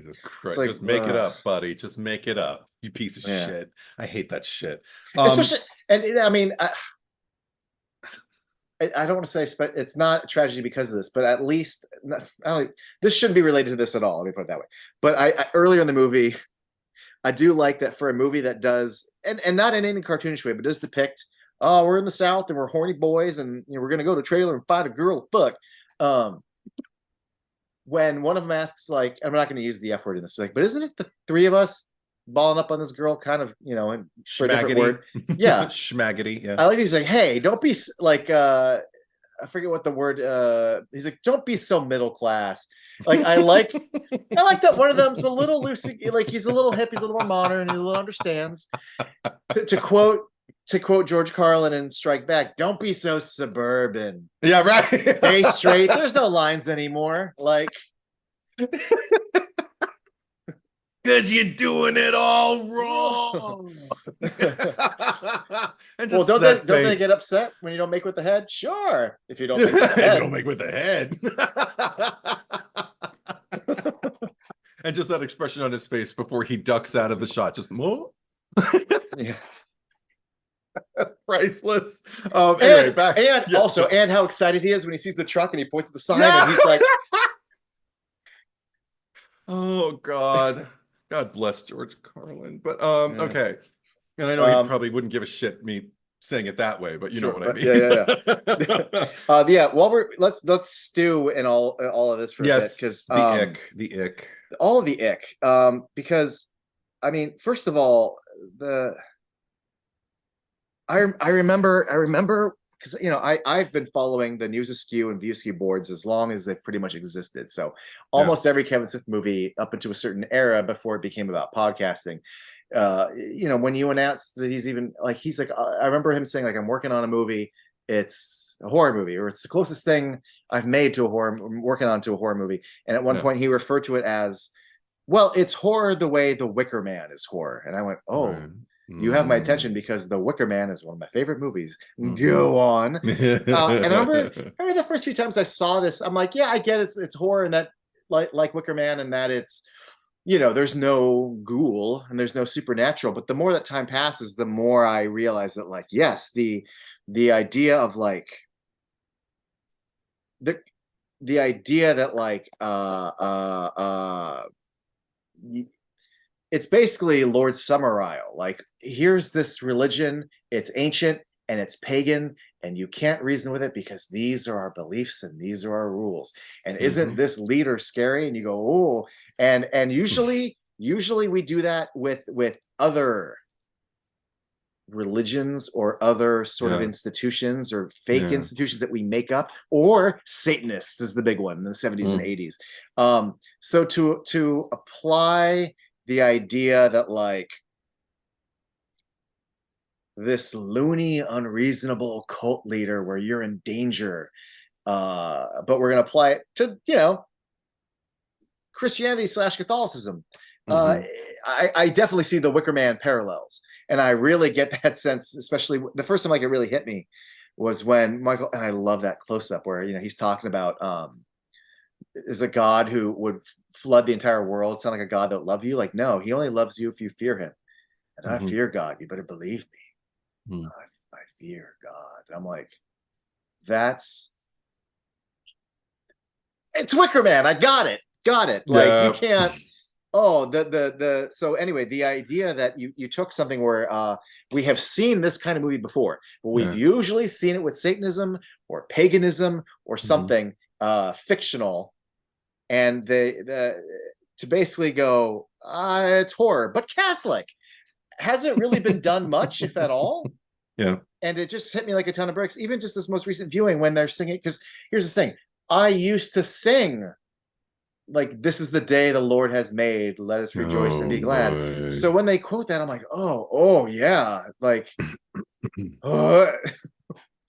anyway, I really, I guess respect is the right word, that like it took till 2011 for some filmmaker, after all the Satanists, after all the paganism or whatever you want to do for contemporary folk horror, it took till 2011 for someone to go, hey, you know what? You know the preachers who talk about how homosexuals are going to hell and protest with signs? Yeah. That's a fucking horror villain. Yeah.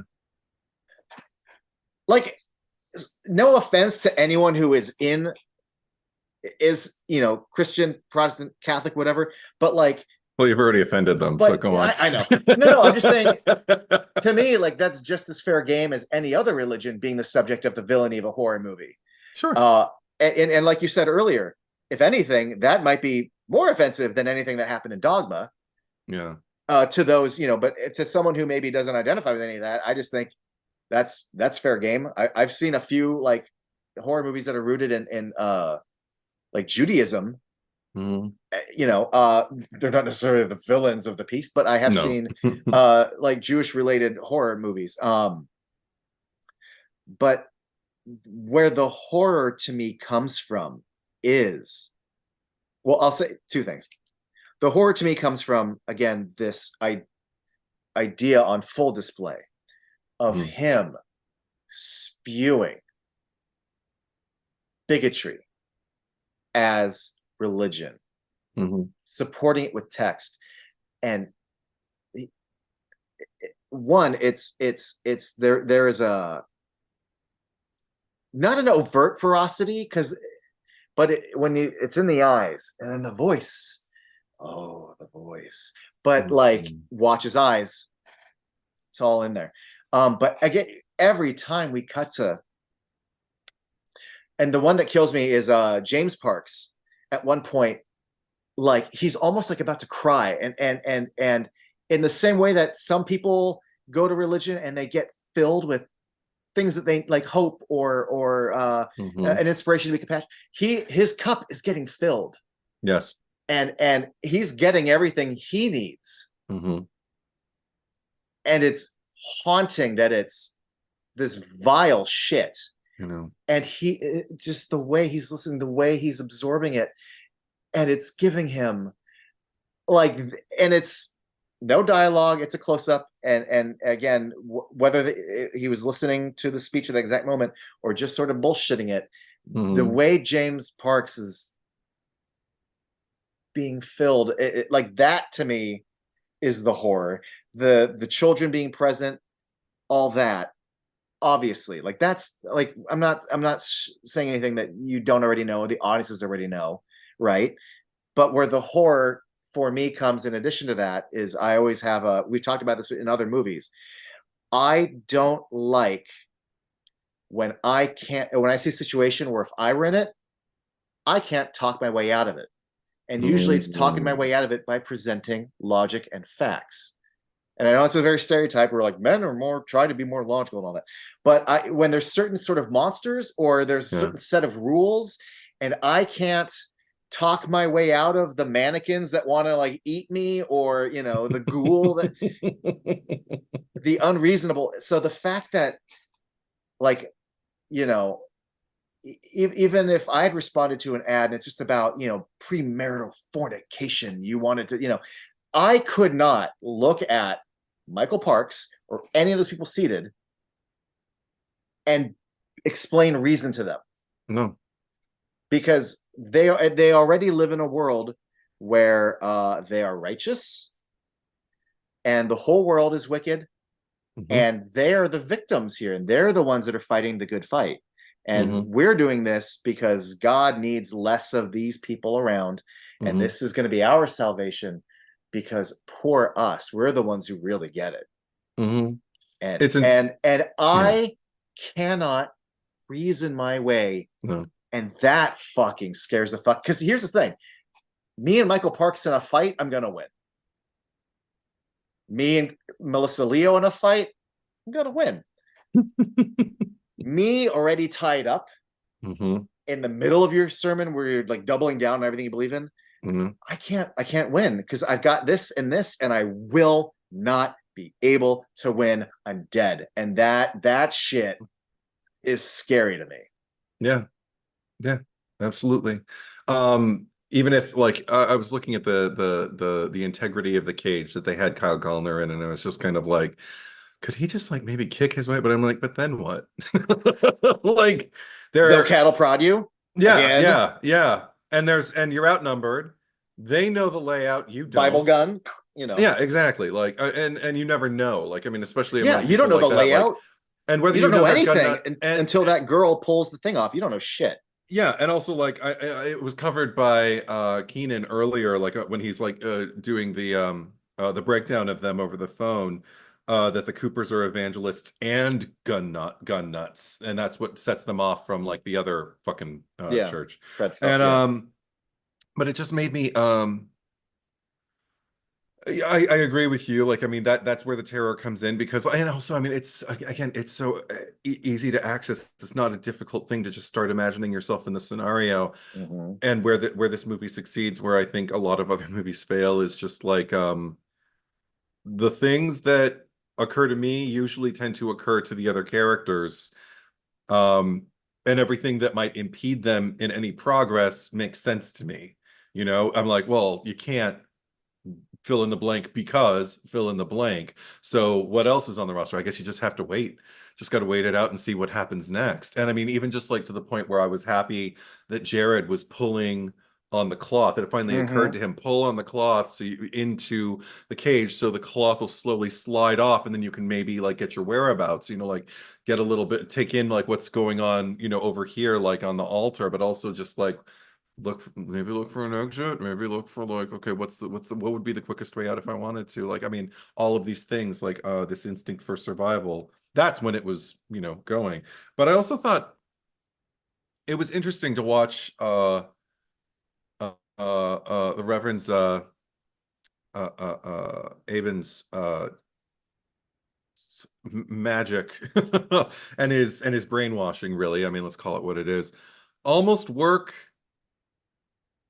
to the benefit of his daughter when it's after Ralph Garman gets it, and he plays Caleb after Caleb Caleb. gets Yeah. it, and he goes to Sarah, and she is, you know, maniacal and keeps, you know, dancing back up to this mania and everything like that. But the way he starts to calm her down is he just, because he doesn't even like muss his hair Oh, or ruffle his feathers, he without no. missing a beat just goes into just like, he's gone home to Jesus, and he, you know, we should, so you know, there's no reason to blah, blah, blah, blah, blah. And then we watch her kind of like take that and run with it when she's talking to Cheyenne later about just like, I just want to be with your father, or what, you know, whatever, then we'll get to go home to Jesus, we'll get to be with your father again. And I'm just like, oh God, though the brainwashing works so Oh easily, yeah. he can just spin whatever he wants and lead them. And that's terrifying to me too, because when you've got that much of a psychological grip on a room full of people, you can convince them to do anything. And to channel the fact that he's just like, save it. You know, like after she's like kicking the corpse of We got one Billy upstairs. Save it for Ray. him. Yeah. Yeah, and I'm just like, fuck, God, like, and but the fact that like, I'm glad that you also just kind of like brought up, like, I get, you didn't use this word, but just in the name of like representation, like I did wonder at some point while I was watching the movie, because I try to think about, you know, people who I tend to perceive as like the other side, not because I put them there, but because they've made it very, very clear how they feel about people like me or people I care about, you know, or even just like human life and the conditions under which that they kind of choose to care about it. Like we care about it in this context, but not in this context, and it we're allowed because we're right. And so I started to wonder about like people who I might perceive like on the other side, who might be a little bit more uh I don't know, compassionate than these people. Like, I mean, this is an extreme Yes. version of like a particular kind of evangelical Christian, I guess, if we want to call it that. I don't even know if I can, but I've released religion a long time ago, but organized religion. Uh, that said, I did start to feel like maybe that's where like the introduction of this movie as in a more kind of like horror motif saves it, because like that's what horror movie villains tend to deal in, is extremism on Hmm. some point. You're never going to watch some, or you're rarely going to watch a movie about somebody who isn't pushed to the extremes to do something that we're all kind of like flinching at, or covering our eyes, or even going in the other direction and cheering them on because they're going to use that to defeat some greater evil, you know, like whatever it is, like the kind of extreme behavior and extreme mentality that we're witnessing is something that I am familiar with watching horror movies. It actually made me think in a weird way about Texas Chainsaw Massacre. And I mean the Me too. OG. Yeah. And I mean like the OG, in that one I can watch and I feel like I understand why Texans can watch this and not be offended by it, and even kind of like feel like, yeah, you know, while they're watching it, and feel whether they I don't know who they identify with, whether they identify with just like the authenticity of it, like, yeah, that's Texas, or whether they're watching like the family and going like, yeah, get them, or whether they're watching the victims going like, don't go through that door because we care about you because you remind me of my cousin or my sister or my, you know, my whatever, my pastor, you know, whatever. With this one, I feel like it's it runs the risk, and I'd love to hear what people from the South think about it. But I think I could understand like it runs the risk of like being kind of like a little less a little less authentic in their extremism versus like, you know, the people represented, all of them in Texas.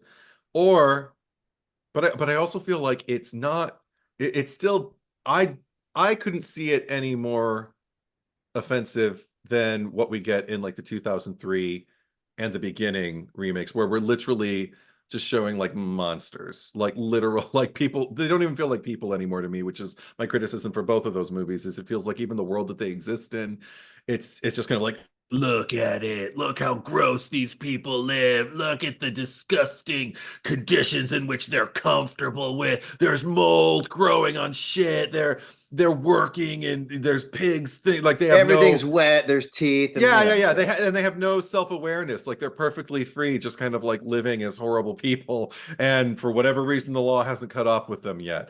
It feels so much less believable. So I feel like at least like the work has been put in that like these people are under surveillance. You know, the ATF has definitely got like, right. files We just on these need the people right and amount of evidence, and exactly. We've just been waiting, but these are the reasons that we haven't moved in yet. Yeah. So all of that work I'm incredibly grateful for. And again, like just to bring it back to like an exposition dump, that's why when John Goodman takes that call in his first scene, I'm watching Keenan just break it all down all the way, and then even to the point where it's like, okay, this is a little too involved for me. Can I take a minute and just hang up on you? yeah, Put some water on my face, yeah, get my wife to make me some coffee, get dressed. And so I can sit here and just be a little bit more, have my wits about me. It is my life's blood that I live and breathe this stuff. But if we're really going to go down this road, I want to have the full capacity of my yeah. mind available. And then when he does, the way he goes down, if you need somebody to do an exposition dump, you need to hire John Goodman or somebody like Wait, John Goodman who can do it in a way that I'm going to sit there and I don't lose it. I sometimes mm, when people do the exposition dump, anytime like most recently it's been like in comic book movies where they're like, we're going to tell you the tale of the history of our lore, and we're going to have a little diorama reenact things, or like a flashback or something like that that's highly stylized, and it's to the point where I'm like, oh my god, can I just find a new way to do this exposition dump? And there was something about just watching a man on a phone watching his wife react to the things that he was yeah. saying. It just it put me in the room, and it put me at that table, and I was just kind of with her patiently just kind of listening. And when things he said seemed like they might be problematic to her, like might raise an eyebrow or might make her concerned, I was so happy that Kevin Smith knew cut to her, because I want to Oh, see what's her reaction to this. All of that. And I like that actress too. I didn't get her name. There's so many names, but I remember her from fucking Herman's Head. right. Uh, she was Herman Sensitivity in William Ragsdale's Brain, and I've seen her in so many things since So then. many things. Yes, she works all the time, and I couldn't be happier because she is the real deal. And she didn't even do much in this movie, but she showed up. That is the woman with whom you share a bed and a life, and I can see it. I can see everything about your daily practice in the way you two sit at that table. So anyway, Yeah. yeah. There's two unsung people. I didn't. One was her, and the other one is, and there's another one. It's kind of like when you look back and go, "Hey, Kyle Gallner's in this." Fucking Travis's mom is Anna Gunn from Oh my God. from Breaking Bad, Right. and I'm like, if you made this movie now, you'd be like, "That's a fucking get." Holy shit! And she, you know what? And I say unsung because every little thing. Yeah. Like she's like, what are you up to this weekend? I'm doing this. What are you doing this weekend? Oh, it's none of your business. Like, I Hmm, love the way hmm. her and her son talk when he's like, hey, I'm sleeping with a TV star tonight. She's like, yeah, you are. Yeah. They were so cute. They were so cute. Yeah. And I love that they do a little movie thing where like she's already watching the news and she knows she's going to be on. And before I could even go, well, how would you, when the logic police, he's like, how'd you know we were going to be on the TV? She's like, oh, so-and-so saw it in the 5 o'clock news. I'm like, hey, Yeah. good job, Kevin Smith. Yeah. Because I was about to ask you the same thing. Uh-huh. She's great. I love everything about John Goodman on the phone in the kitchen and look at her. One of my Yeah. favorite moments in the entire movie. And again, we want to talk about little moments where we're supposed to laugh. Yes. He's like, well, when they took down everything from the barn and they made this wall, the locals call it the Great Wall of Bullshit. Love that. Yes, sir, like the Like one in the one China. in China. And then he looks at me and goes, Yes. Molly Hagan is her name. Janet Keenan. I just looked that oh, up. the way Yes. he does it. There's a few, like another one of my favorite, and again, it's when he asks them, and I'm jumping to the end here, and we'll get to it later, but Yeah. when he asks if it's so easy to just throw these people in jail, why did you have me do all this? And they're like, the Yeah. truth. And he asks, the truth, and John Goodman goes, Yeah. yes, he seemed to say. John Goodman is, I mean, if you ask me, like, all timers, like, he's just one of the fucking best. Yeah. I mean, he could literally do anything. I say this about certain actors. You could cast him as Batman. He would Yeah. make me believe, like, oh yeah, he's Batman. 100%. I also thought while I was watching this, I was just kind of like, yeah, I mean, if there would have been, if it would have been part of the way they packaged this movie, and if I would have paid attention to any of that, if it would have been like John Goodman is essentially like your hero, you know, I mean, doesn't mean he does everything right, but he's essentially like your protagonist who sails through and kind of like carries you through to the end, and maybe survives the longest, has the most screen time. I don't know, but and I just thought like, yeah, I'd go see any movie where like John Goodman is the protagonist or the hero. And then I thought like I'd go see it if he were like the heavy too. Like, I mean, spoilers for a movie, like if you don't want to eat Cloverfield Lane, 10 Cloverfield Oh yeah. Lane.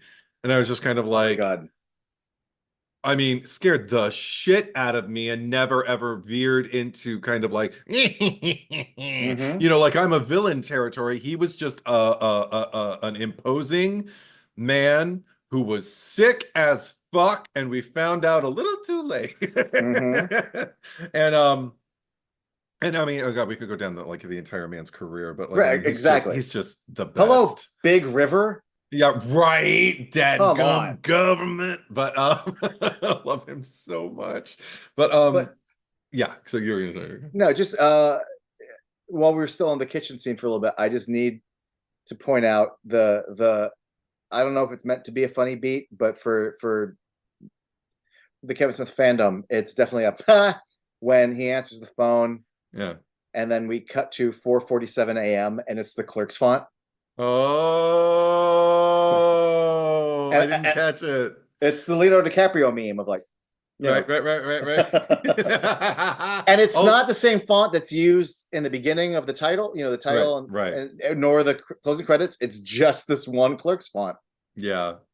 There was another thing that I caught that was a little bit more felt just like more, I don't know, it just struck me as symbolic. And it's just when he's talking about our history with situations like this, and he's trying to kind of like prompt his superior on like, you know, this is the best course of action, and then he doesn't listen to him. And I thought, I mean, history is, you know, a go-to word that you would use. It's not like Kevin Smith like put it in there and it stands out. But what made it stand out to me was just the term history and the way we ignore it, and when we ignore it, how we're doomed to repeat the mistakes that we've made in the past, or at least not to learn from them and to make all brand new mistakes even.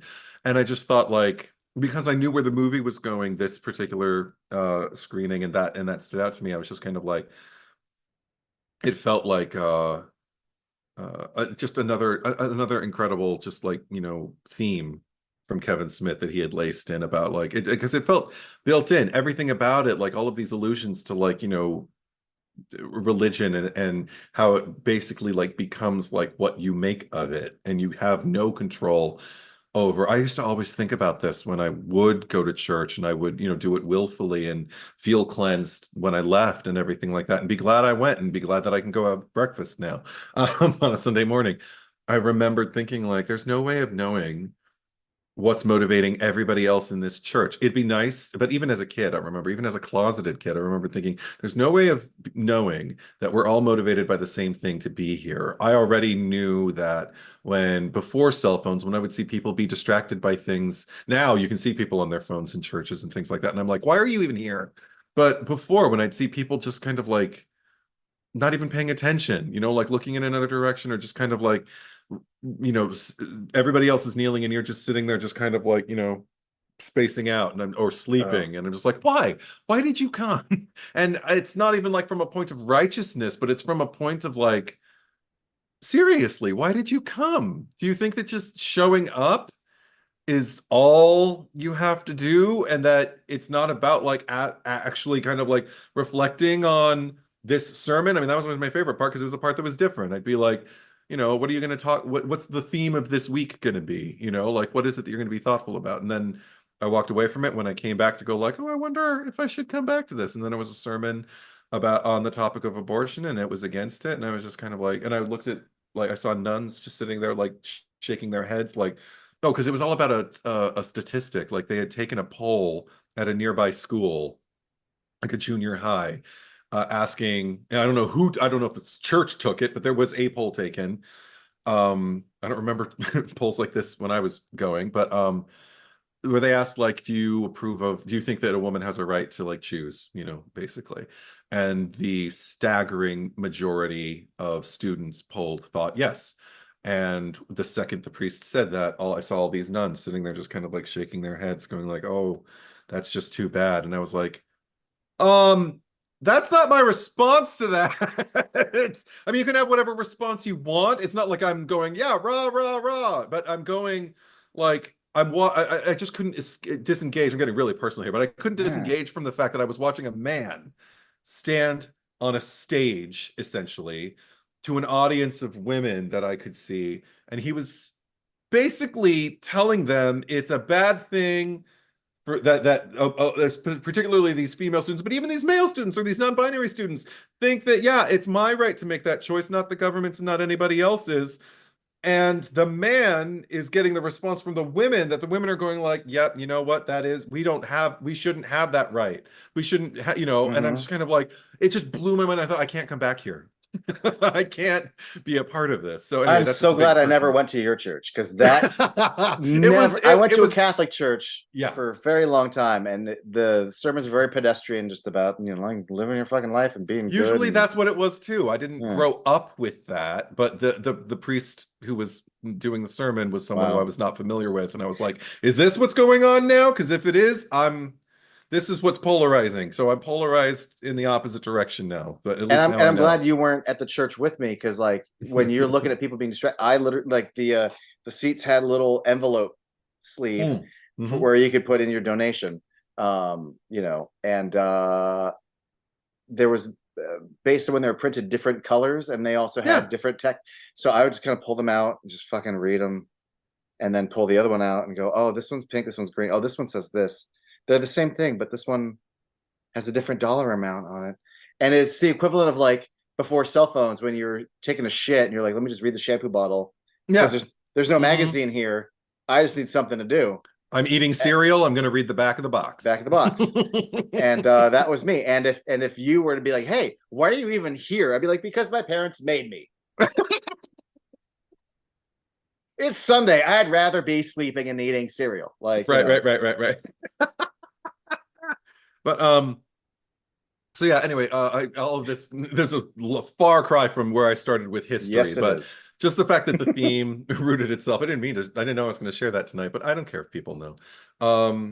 But just in terms of like being doomed to repeat things, or even doomed to like originate like all new ways of like fucking up and everything like that. I like the fact that I'm watching. That's another thing that gets me on Keenan's side too, is I'm watching him essentially as an underling, but an informed one. And my mom said while we were watching it, she was just like, of course you're not going to listen to him, because he's low. He said it. He's low man on the totem pole. They never listen to the low man on the totem pole. And I was like, God, and this is coming from my mother, who like taught for like decades, and she Board of Education, just like the government, and just like religion. But yeah, so I could just feel like, I think maybe that's what made me like the gears switch more, was I think I could recognize a little bit more how carefully put together it was. Like there was so much depth, and so much density to the symbology that really made me gravitate to it this time. Well, and also not just the symbology, but the actual like surface level text. I mean, this is written by someone who knows his Bible. Yeah. This is someone who knows church songs. This is written by someone who also, all the exposition that this does not feel like someone who's, I don't know if he did what research he did, but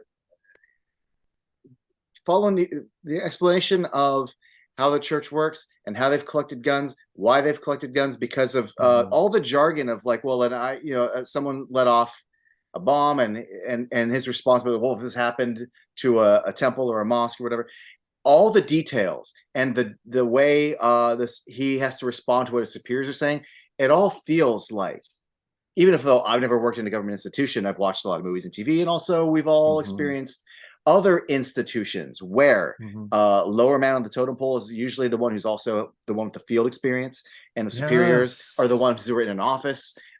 Everything feels believable. Even just all the ATF, like, this doesn't feel like two 20-year-olds talking about Star Wars because Kevin Smith knows what it's like to work in a store talk Star Wars. Yeah. This is actually pretty impressive that it all feels detailed. Yeah. Really fucking detailed. Yeah. For things that Kevin Smith has no actual experience with. I'm really, really impressed by that. And again, I'll just kind of add on to that, like, there is a lot of exposition, and John Goodman sells the fuck out of it and makes it watchable. But here's the thing. It's also all really important exposition. There may be like a lot of it, but like, we need to know, and we're not getting it from the three boys, and we're not getting it from the church, but we do need to get, like, well, we've been watching it for a long time, and here's why they have so many guns, and this is the threat that they pose, and that informs everything that you see after, and it's at just the right time, and it's just the right length, and they got just the right actor to sell the fucking shit out of it. Even the moral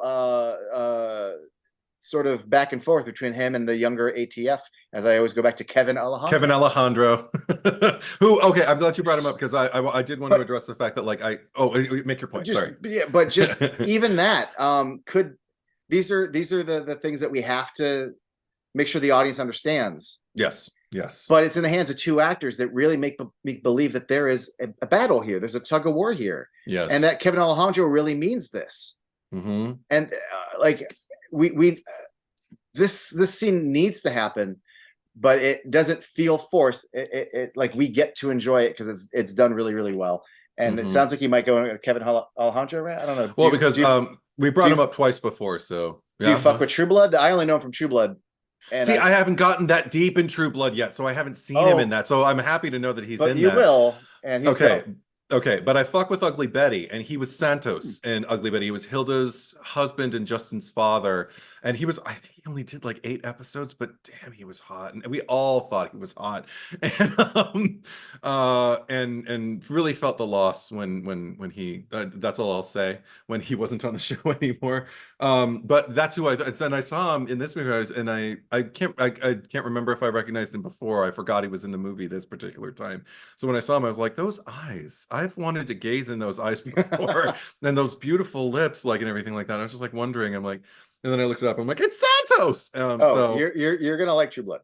Oh, good, nice. Okay, I already do, but I'm gonna like it much more. I mean, I haven't got to Joe Manganiello yet either. So yeah. Oh, so you're only on seasons like 1 or 2 then?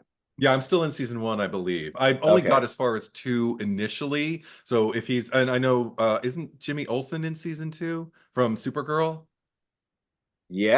Yeah, and that was the first time I saw him. And I was like, "Who are you?" And then I saw Supergirl. I'm like, "Look who's back!" So anyway, okay. Yeah, Joe Manganiello shows up in season 3, and I think okay, Alejandro is either season 3 or season 4. Nice. Oh God, I'm looking forward to finishing this show. Finally. But my mom's into it too, so that's fun. But also. Oh wait! Was that your Kevin Alejandro? No. That I wanted to bring it up in terms of like just kind of like piggybacking on what you were talking about in terms of like these people. It's another thing in terms of just like the way they're introduced, because like here we're like introduced to like John Goodman as an underling, but then once we see him as a superior, but carrying out, he's more like a middleman, but as a superior relating to Kevin Alejandro's character, just to see Kevin Alejandro now be the one who's kind of like voicing more something that's more in alignment with like where I want to come from, because this is the thing. Thematically, it's also bringing up like, just because we get a call from like on high, a superior, doesn't justify what we're doing on a moral ground any more than like what they're doing to these boys or to us, or like the fact that they're opening fire on us and all of that. Like, it's all just wrong.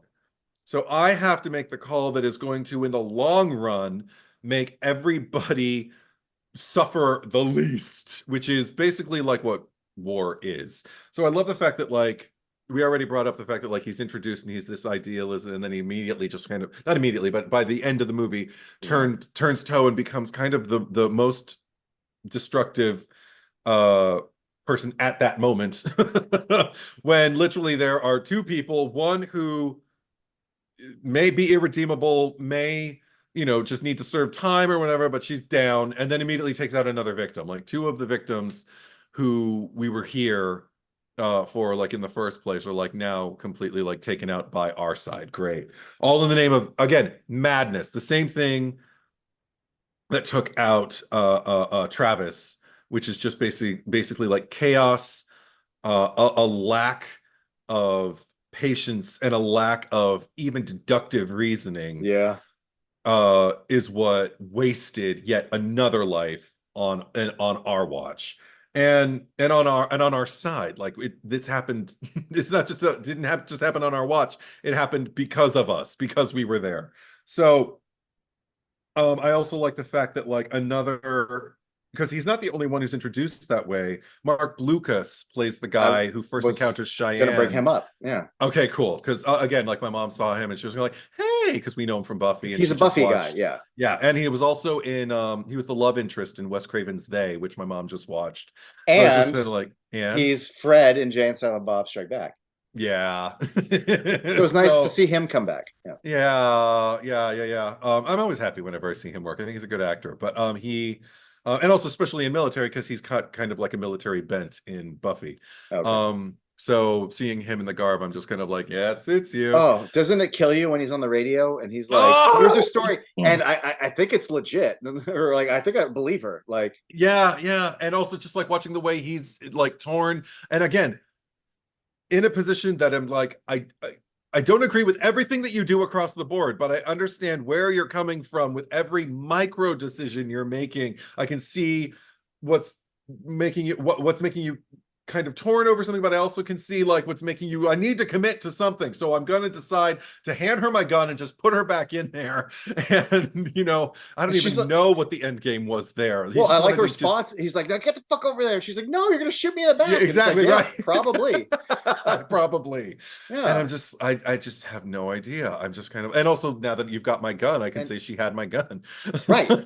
And immediately in that moment when he's calling Kevin Alejandro, it because he's got John Goodman looking at him, he's like, "Orders are we're gonna kill all these fucks." It's like, Yep. but there he's like, Yeah. it's considered terrorists, and we are like, even And within, I don't want to say turn on a dime, but yeah. you got John Goodman looking at you. What?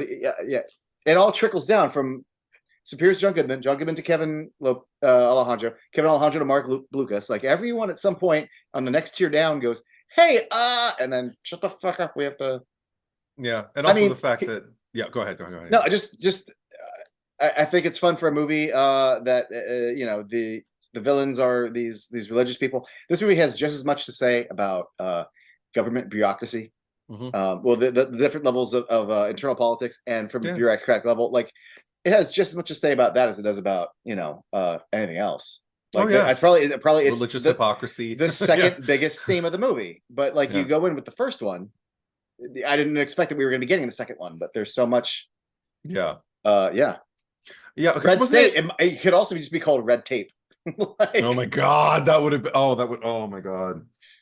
You're absolutely right. And that's terrifying. That's really yeah, sad. That's actually profound and sad. the whole But climax, the whole last scene with John Goodman and his two superiors, like that. It's literally a red tape scene. Like it's. okay, yeah, we'll get to that. Hold We'll on. get to it. Yeah. Because the oh, I want to say so much. Okay. Just in terms of, because I remembered you, I think you were the one who told me that after I saw the movie immediately, I think I either called you or we hung out like soon thereafter. I remember telling you like, ah, and you're like, I know. But you told me something about like Kevin Smith, like almost like dividing it up into, I think, three sections, like three themes. And it wasn't it, I can't remember if it was like something like sex and then religion and then politics. Do you I remember mean, saying that? I don't at all. Okay. That like the But bait was it sex, yeah. and then the horror came from like Rel- religion. We thought it was going to turn on its head because of religion, and then in the end, it was going to serve us up politics. I believe that was the breakdown. I mean, it's watch the movie. It seems accurate, Yeah, right. but I don't remember. I don't remember that conversation or ever like Okay. Okay. But Had an it's impression on me. but it's true. Yeah. whether it was intended or not. Now you were talking about the themes, and what do you have more to say? Keep going. No, you keep going. No. Oh no, just briefly, I just want to touch upon one of the things is yes, there is three thematic acts, but the movie itself structurally isn't a 3-act structure. One of the things that I really like about it is that it about like it starts. I mean, we know where the story's going to go, but I just love that we're focusing on these boys and how horny they are, and they're going to get set up, and oh gosh, but then they wake up in the church, and you think it could just be a horror movie where, oh no, we're going to get killed or tortured and killed, and that's your horror movie. But then the cop shows up, and now we've got a new monkey wrench. So then it becomes, once the gun goes off, a new thing where the ATF are called, and the movie stops, and we go to John Goodman for many, many minutes. We go back to the horror, and we think, and then, oh, turns out, no, they're all outside. It's this other thing now. And then it becomes this, I don't even call it a morality play because it's far too grim, but just the back and forth of like, no, fuck your family, but the children, like it goes this way. And then when we get outside, the rapture happens. And then after that, it becomes this very talky, like burn after reading ending. And I'm not sure which movie came first, but they have very similar endings. Yeah. All to say that, like, forget Act 1, Act 2, Act 3. About every 15 minutes or 20 minutes, it goes over here. And then 10 minutes later, it goes over there. In these like 15, 20-minute increments of just shifting. Yeah. That's not 3-act structure. No, and also breaking it up in that vein, like it allows you to straddle like the multiple storylines at once, never really kind of like lose one, which I appreciate. But also, it really, again, I can't stress it enough, immerses me in the situation because we're covering kind of like every perspective that I care about of this particular situation. The people who are inside of it, and then the people who are on the outside, and then the messages they're getting from the people who are off screen, who have all the power, determining like how this is going to be handled, how it's going to be packaged, and how it's going to be referred to, if ever, in the future. Like, I mean, already there's like all these different levels of people reeling from just being partaking in like the events that have been set up so simply with just 3 guys wanting to get laid. Against a backdrop of like, like these religious nuts who are like, protesting most recently at like the kid Jacob Harlow's murder. And oh my God, even just the description of it, I remember, again, that could have been exploitative, but I just felt for him. I just thought about his family. I thought, oh my God, he was at a gay club and they just threw him in a dumpster. If anything, what does feel exploitative, and I mean this in a good way, but it really, I forget, I wrote down the line, but I don't remember what it's a response to, but I wrote down like a good Christian.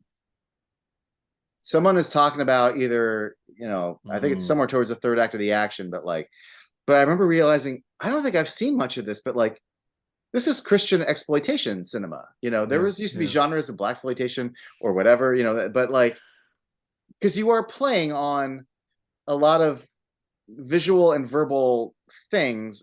And I don't mean that in a negative way, but just in the way we use it in cinematic terms. This is a Christian exploitation horror movie. On that and note, then and then the weird thing is Christian exploitation sounds kind of a loosey-goosey, but then on the other kind of end of that is that so much of like when I don't know, here's a broad example. Like, did you ever see Machete, the Danny Trejo? Oh yes, that is a mexploitation movie, with a lot of like, like it's in LA, and then there's this chop shop, good. And and this, but for all the things that you could sort of take a step back and kind of enjoy, the light up cross and some of the jokes, at the whole other end is a very real thing where the things that Aben Cooper is saying are things that they aren't fantasizing extreme. There are preachers in this country who do think homosexuals are sinners, who do think we are living in end times, that the society is wicked, and everything that he's saying is being pulled from real world. And I'm not saying that all churches are like that, but there are some churches that are like this. And I just find it interesting that or villain or villains of the movie, this isn't some fictional shit that Kevin Smith had to make up that no one out there saying. Isn't it kind of fucked up that literally what he's saying is stuff that actual people really say? This isn't Freddy Krueger that we made up. This is actual things that are actually being said in our actual world. So that's like the opposite end of exploitation, where it's very, and I know some people may not like to see that. As someone more objective, again, I find it fun that someone is taking an institution that normally isn't played in media and playing with it in this kind of media. But holy, no pun intended, holy shit, is it fucked up that this isn't a reach. What they're doing with the guns and the whole third act of the movie, sure, shooting someone tied up to a cross, the actions are extreme, but the words for what they're saying is unfortunately very real, very common, and in a weird way, Eddie, isn't that what makes it horror? Yeah. And the fact that they're also written, these are characters who don't feel that they're written with to be one note. They're written with priorities. They're written with inner conflicts, some more than others. But and even just like the dynamics of the family, like there's attention paid, so it doesn't feel exploitative in that level, because also the performances that are being given don't feel like cardboard cutouts. They don't feel like cartoon characters. They feel like we're certainly supposed to have a reaction to them, but it's not. It's because of what they do, not because of like how they're doing it. Yeah, or who they are. Yeah, because of how they're doing, what they do, how they do it, and not just because of like who they are and where they're from. I feel like it was given more breadth and more mystery even than that. And I even like the fact that like the dimension doesn't feel like it's obligatory either. I think about the moment when Cheyenne is kind of losing it. We've brought it up several times now, where she's with Jared and she's talking about the babies and everything like that. But when she starts, you can almost see her not reach him, but he's listening. Yes. And then one of the things that makes him stop is when she says, and then it'll get out into the Zionist media. And he just goes, oh my God. When she dropped that Z word and the media, yeah. And it's like, wow. And it's like there are conversations that can certainly be had that are incredibly nuanced and require an immense amount of patience and an immense amount of intelligence and research. But she's not coming from any of those points with that particular statement. So it's and I had the exact same reaction. Again, I had the same reaction he did, where I was just like, oh my God, she said that.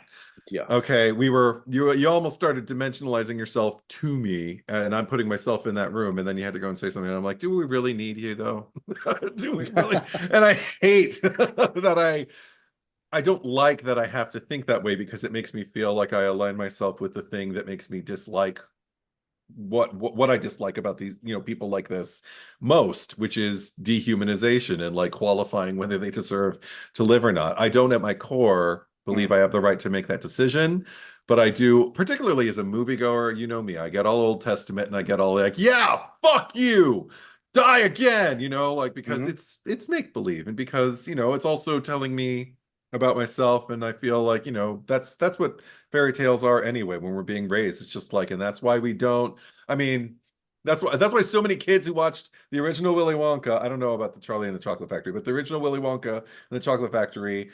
So many parents were offended, and kids got it. They were like, if the kids just did what Wonka told them to, if they would have followed the rules, it would have been okay. They might have won a chocolate factory. And even the kid who broke the rules, like, admitted he was wrong and gave back what he stole, and he still won the day. So just be good and you won't die. And I feel like an entire generation of children understood that. And I get that. Anyway, with this movie though, another thing we brought up Melissa Leo's character, Sarah, with her wanting to like join and you know getting kind of brainwashed into it and everything. But another thing that I feel like runs the gamut, like everybody, like she's got her point of view, but the thing that I felt like it was a through line with the entire family, like kind of like a hive mind, was because she seemed so like when she first saw her husband dead, Ralph Garman, she was just kind of Caleb. She was just kind of like, "Oh my God!" And I said out loud, "Oh, how could this ever happen?" It's like all we did was kidnap some people and kill them and torture them and threaten them and denounce them and everything like that. And we've got a full arsenal that they have as much access to as we do. How could any one of us ever die in the line of fire? You know? And and I just thought like, oh, you're stupid. Like you should have known this was always coming. John Goodman's wife is so much Yeah. better prepared for this than you are. Yeah. But Live by the gun, die by the gun. Come on. exactly 100%. Like again, why I prefer the family, the Sawyers from the Chainsaw. Like live by the saw, die by the saw. But with this, there was another thing that just kind of made me feel like when they got their own ammunition, they started firing on the ATF. I just felt like all of a sudden there was this weird steady willingness, like almost like this again righteousness to die, fighting for what they do. And it's again it's rooted in something that I feel familiar with and I've observed in a much less intense way, which is this martyrdom, this voluntary martyrdom that they almost kind of like embrace and Yeah. and feel like, yes, this is the way to go. Because when Kevin Pollak gets shot, and we see that, you know, Yep. fucking Aben Cooper, like my first thought is like, why would you not think that like logically? And it's like, well, oh, logic isn't fucking at play here. No. Once they're at Yeah. your door and we're in like martyr mode, Yeah. fucking any If consequences I go are down, out I'll the go fucking down in a blaze of yeah. glory, kind of thing. And I've seen it in again in a smaller on a smaller kind of level. I remember even just like like you know over 20 years ago when there were chat rooms. And I remember going into some, you know, I was freshly out and I just wanted to see like, where are there other gay people? And I'd get in like, and not even to like hook up, but just to like talk.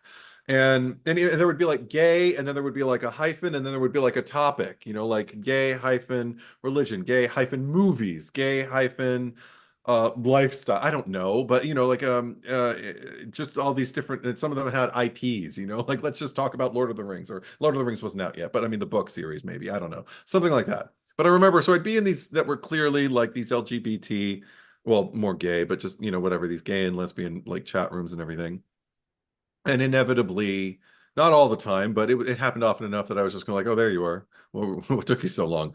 Someone come in and just kind of like, not God hates fags, but like something, you know, just kind of like Jesus, you know, preached that, and then, you know, maybe a Bible quote after that, or maybe like a paraphrased one. And they're just kind of like talking about like sodomy and all this kind of stuff. We're just kind of like, oh, go away, you know, all these boo. It's like a digital internet equivalent of like throwing vegetables. Just get out. And some people would get really graphic or really, you know, just like curse at them and everything like that. Like, get the fuck out. You're ruining it, you know. What get a life, you loser piece of shit. And it's just like ride and ride and ride and ride and ride to the point where the person would usually hit back with a like, I feel the slings and arrows that you're, you know, just charting in my direction, and the fact that you wish me to die. Jesus was ridiculed as well for practicing what he believed. So I thank you for your, and I mean that level of like, Yeah. okay, we're not even dealing with like a rational mind here. This person actually probably has no life, probably has nothing else better to do, and this is the way they get attention, you know. This is what they, and it's reinforcing like I'm an important part of something, you know. So the fact that you're all, you know, turning on me like this just for preaching what I believe, um I'll take it all. Take you Yeah. just this is what it's all about. This aligns me with my God, and it's like ugh. So I'd And stop. Yeah. the next step from that too is that aligns them with anyone else in the congregation, because I talk to other people, and I like we can all be victims together for what we Right. believe in. I never thought that far ahead. Out there, yeah, but that's It's true. the bonus step after that is, Yeah, you the know, story you can tell, the one you can carry back with you oh, and talk the about. other people are wrong and I'm right. Yes, we all can share that Mhm. we are right and Yeah. we are the victims here. And Yeah. again, it's like a smaller level version of, like, I mean, they went on about like these atrocities being committed in Thailand. I agree with you. There are atrocities. It's not Right. aligned with homosexuality. It's not, Correct. let me tell you something. It's not just gay people or gay sex that's like happening over there in Thailand. Like, you know, so there's that. But also just like the smaller version of that, I guess, like in talking about, like, you know, like, and now I'm going to take it back to my community. I'm going to tell my war story. I'm going to talk about like how I went in there and I just started quoting the Bible and immediately they became hostile and they cursed at me. Taking the worst aspects of things and like just skewing them a little so like it can sound like, and obviously it's because they were gay. No, it's because you came in and started, you know, going against the grain, you know, like that's not what Hmm. this chat room was created for, and you knew it. So get a life is what I want to say. So anyway, but there was something about like that martyrdom, that kind of like Yes. hive mind martyrdom that I felt like was in the adults certainly like kind of omnipresent, and I really appreciated that because it felt true, again, rooted in something real and then taken to an extreme level. Extreme. Yeah. Yeah. I'm glad you brought up Texas Chainsaw twice. I agree with you too. Wait, I didn't mention this before, but Yeah. just, you know, I'm sure you probably felt the same way that the way the Sawyer clan will take someone Mhm. who's just they just want to go visit their fucking grandpa's grave and see, you know, what condition it was in, but Yeah. essentially not treat them just the way that there's a guy tied to a cross and they believe he's an insect, and you're basically taking humans and you're treating them like cattle. Yep. And the fact that you know, Sally can scream and scream all she wants, Mhm. Kyle Gallner can scream and scream all he wants, Mhm. but you're done. We've got how our family or our congregation works, Mhm. and you can't talk your way out of it. And it's funny because when I was citing how I have a real problem with not problem, I personally have, I can't handle when you know, you can't talk your way out of a horror villain. I was citing, but one of my prime examples of how this congregation, there's a level of unreasonability with them. I Yeah. feel the same way about Chop Top, where Yeah. like, you know, if you get honest with him, he's just gonna like kind of Good tease and do a night. mock. Yeah, he's gonna be sarcastic, and then he's gonna repeat it, make fun of you. But and he knows, but you're not talking your way out of Chop Top. Mhm. And like it's a weird poll, but like I feel the same way about the 5 points. Like It's true. because you can be there screaming, and again, this is a human life that is begging for mercy, and you can just ignore it because, well, that's the way that sinner talks. But we've like it, Mhm. I agree. yeah. But yeah, I know it's dark. yeah. Um, Um, but let me just say something that's light, because it's such a nice moment in the middle of this. But just, and again, I love the just the right amount of humor executed at just the right moments. Mhm. ATF set up outside, just yelled at fucking Barney Fife, start on the compound of the church, and Mhm. just two men standing there in a classic two-man shot. How much you think a cross like that costs? Yeah. In in dollars or common sense? Yeah. Boom. And then in So good. classic Kevin Smith fashion, we get a zing. Like Yep, yep, yep, yep, it's yep, all yep. like, and they don't do that sort of thing too much, but like it gives us a little bit of levity when we need it Mhm. without ruining anything. Yeah, 100%. Yeah. Yeah. And expert fucking timing from John Yes. Goodman. Oh, Delivery, yes. every little, oh, so good, so good. Mm. Yeah. Oh, speaking of John Goodman, I just want to throw out there really quick. I don't do a lot of trivia, but I do think it's cute that there was a little story that Kevin Smith told where you know, they were shooting when James Parks and Jen Schwalbach go up to Yeah. the roof, Hmm. and Kevin Smith's like, I just told her, like you're gonna shoot and then shoot over there, and now you get shot. Hmm. That's all she knew. So then when he's editing, he's like, hey, come here. Remember when you're up there? Here, look who you shoot. And she's, wait, I shoot Stephen Root. And he's like, yeah. Now look who shoots you. She's like, I get killed by John Goodman. Like, Oh I my love how excited God. she got so excited because like they're big Roseanne fans. And she's like, what? Little Oh, that's things. amazing. Yeah. No, yeah, I would have considered it an honor. Oh my God. Yeah. But both times, like I get Yeah. to kill Right. one of the characters who I actually like least, and that's saying something considering the family. But Yeah. and then I get killed by, like the hero Yeah. of the piece, if there is a hero of the piece. Um, are we ready to talk about the rapture? Oh, yeah. I was going to go to the end. Yeah. That's, yeah. I have mixed feelings about like the last 15 minutes, and mostly good, but like I still have, contrary Mm, opinions. But yeah, the rapture, which I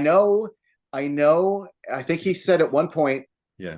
the script originally ended with the rapture, Yes. The and I think actual the rapture. actual rapture, and I think maybe one of the reasons was cost prohibitive, Yeah, which 100%. yeah, I think angels descended like in Yes, one version of it. the angel Gabriel. I remember because this is the thing. I was so pissed off because as the movie was ending, I was like, "Yeah, I'm really digging like the back half of this movie more than I ever remember digging it before. Like I'm so on board." And then as the credits rolled, my mom thought it was great, and I was just kind of like, that wasn't the original ending." And she was like, "What was the original ending?" I said, "Well, let me find it." And I got on YouTube because you can find a clip of Kevin Smith talking Oh about yeah. everything. I looked because I think it was in one of the evenings even that he brought it up, maybe. Hmm, I don't, probably. yeah, probably. So I'm like, okay, let's look for it.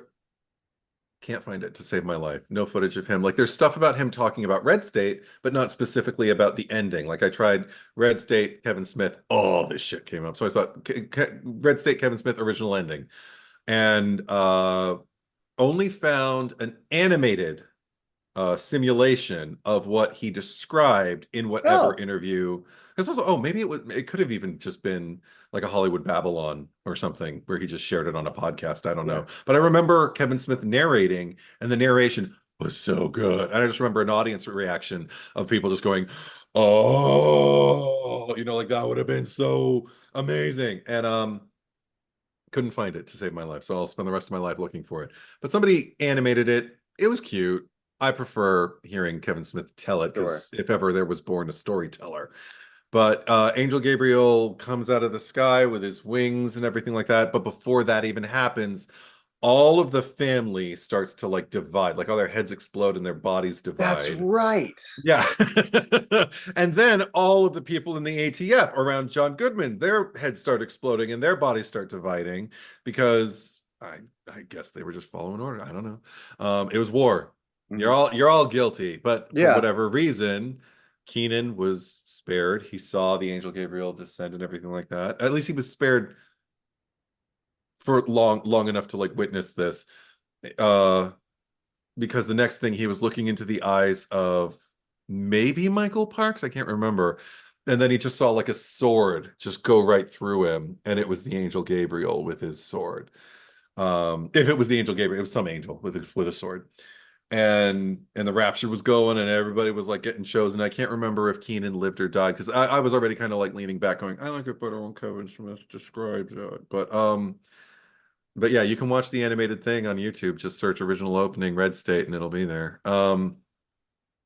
But yeah, so something like that, something akin to that, where the rapture horns were real, or the trumpets were the Yeah. trumpets of heaven.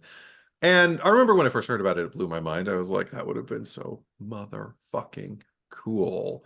Like another Yeah. in a movie full of curveballs. What a curveball at the end. Watching it this particular time, I prefer this I ending. prefer this ending too. I Yeah. have some notes about it, but ultimately it pays off. The sin, basically the sins of what the church are doing, but Right. also it really puts a period on the secondary theme of the bureaucratic bullshit.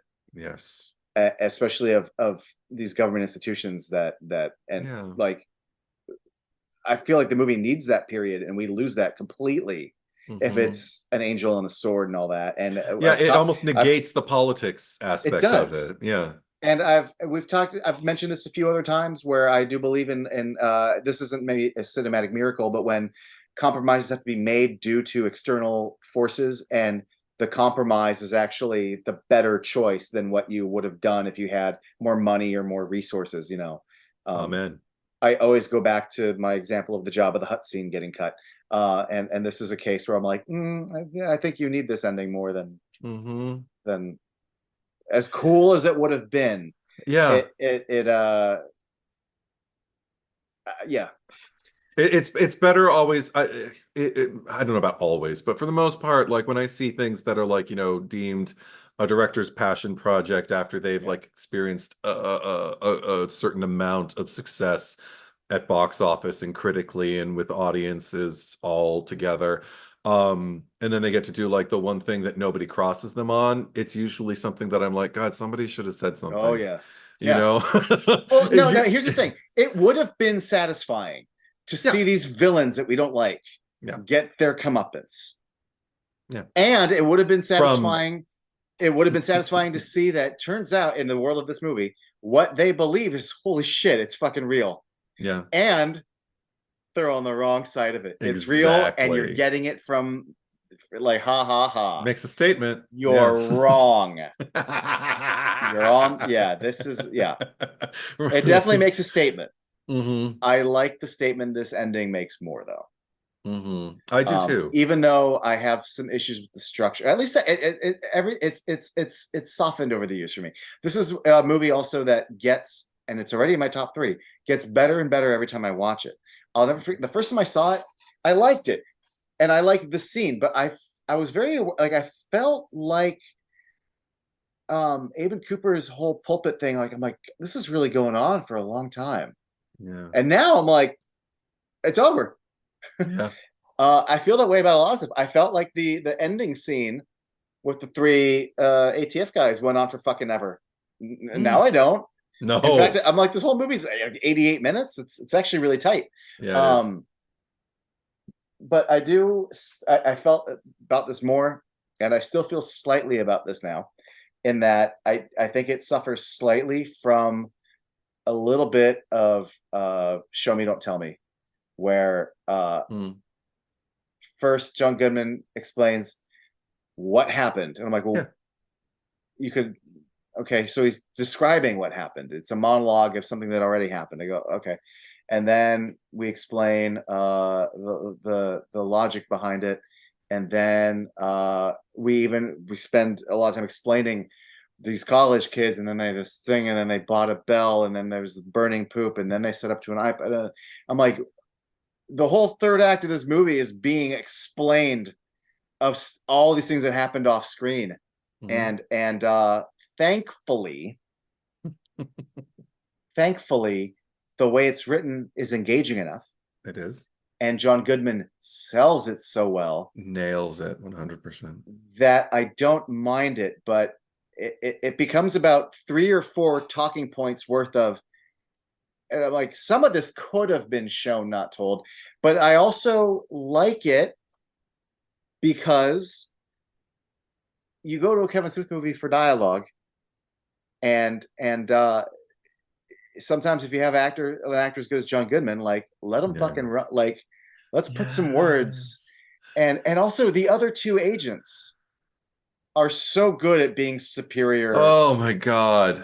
Talk Um, about nailing it perfectly yeah, because tonally. it's not Yeah. just John, but the way they respond, the way they explain things, it. That's why I say I sort of feel like it's please fucking show me, don't tell me, but Hmm. also they're all telling it to me so fucking good that I Yeah. don't have a problem with it I, because I, it's actually yeah. kind of fitting Yeah. Yeah. Yeah. in a weird way for a Kevin Smith movie to just sort of end with a bunch of jibby jabby jabby jabby. And also a more stationary camera. I don't notice like as much as I like praise like the cinematography of and the breaking up reaction shots and whatnot. I mean, it's its own version of that, but like with the Michael Park, like, you know, sermon and everything like that, and the family, and then like all the different angles of him and all the coverage they got and everything like that. This one seems a lot simpler because also there's less people, but it just seems Yeah. like where it just tonally, like the camera is stationary. There is no theatricality to it, except unless you want to do like maybe a mild drift left or right, which maybe it's in there. I don't know, but it seems like just like put the camera down, let they're good actors, they're good words. Sometimes that's all you need. Less is more. When I always admire a director's decision to do less in the way that like in the name of style, because style would just look like showing off here. Whereas like the intuition to pull back and just let it happen and just let the Hmm. people absorb, let your audience absorb it, trust that it's going to be enough entertaining enough for them to just kind of like lean in or lean back and just let it happen.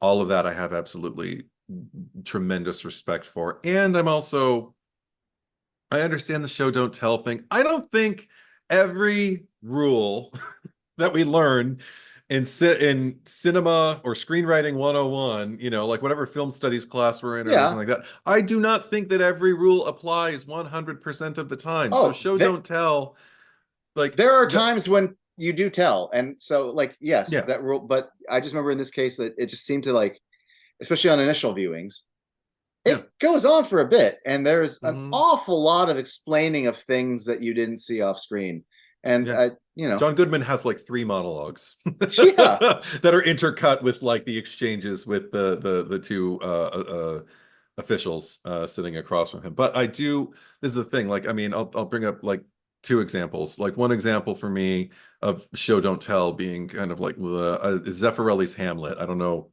how familiar you are with that. Instead of Ophelia running in and talking about how Hamlet came in and he grabbed my hand and he held me hard and all of that, and then he just like blankly just walked away. Like we get to see how she absorbed, like, you know, like, oh my god, this thing just fucked me up, dad, and listen, you got to listen to it, and you get to see how he's reacting and everything and how the other people listening are reacting.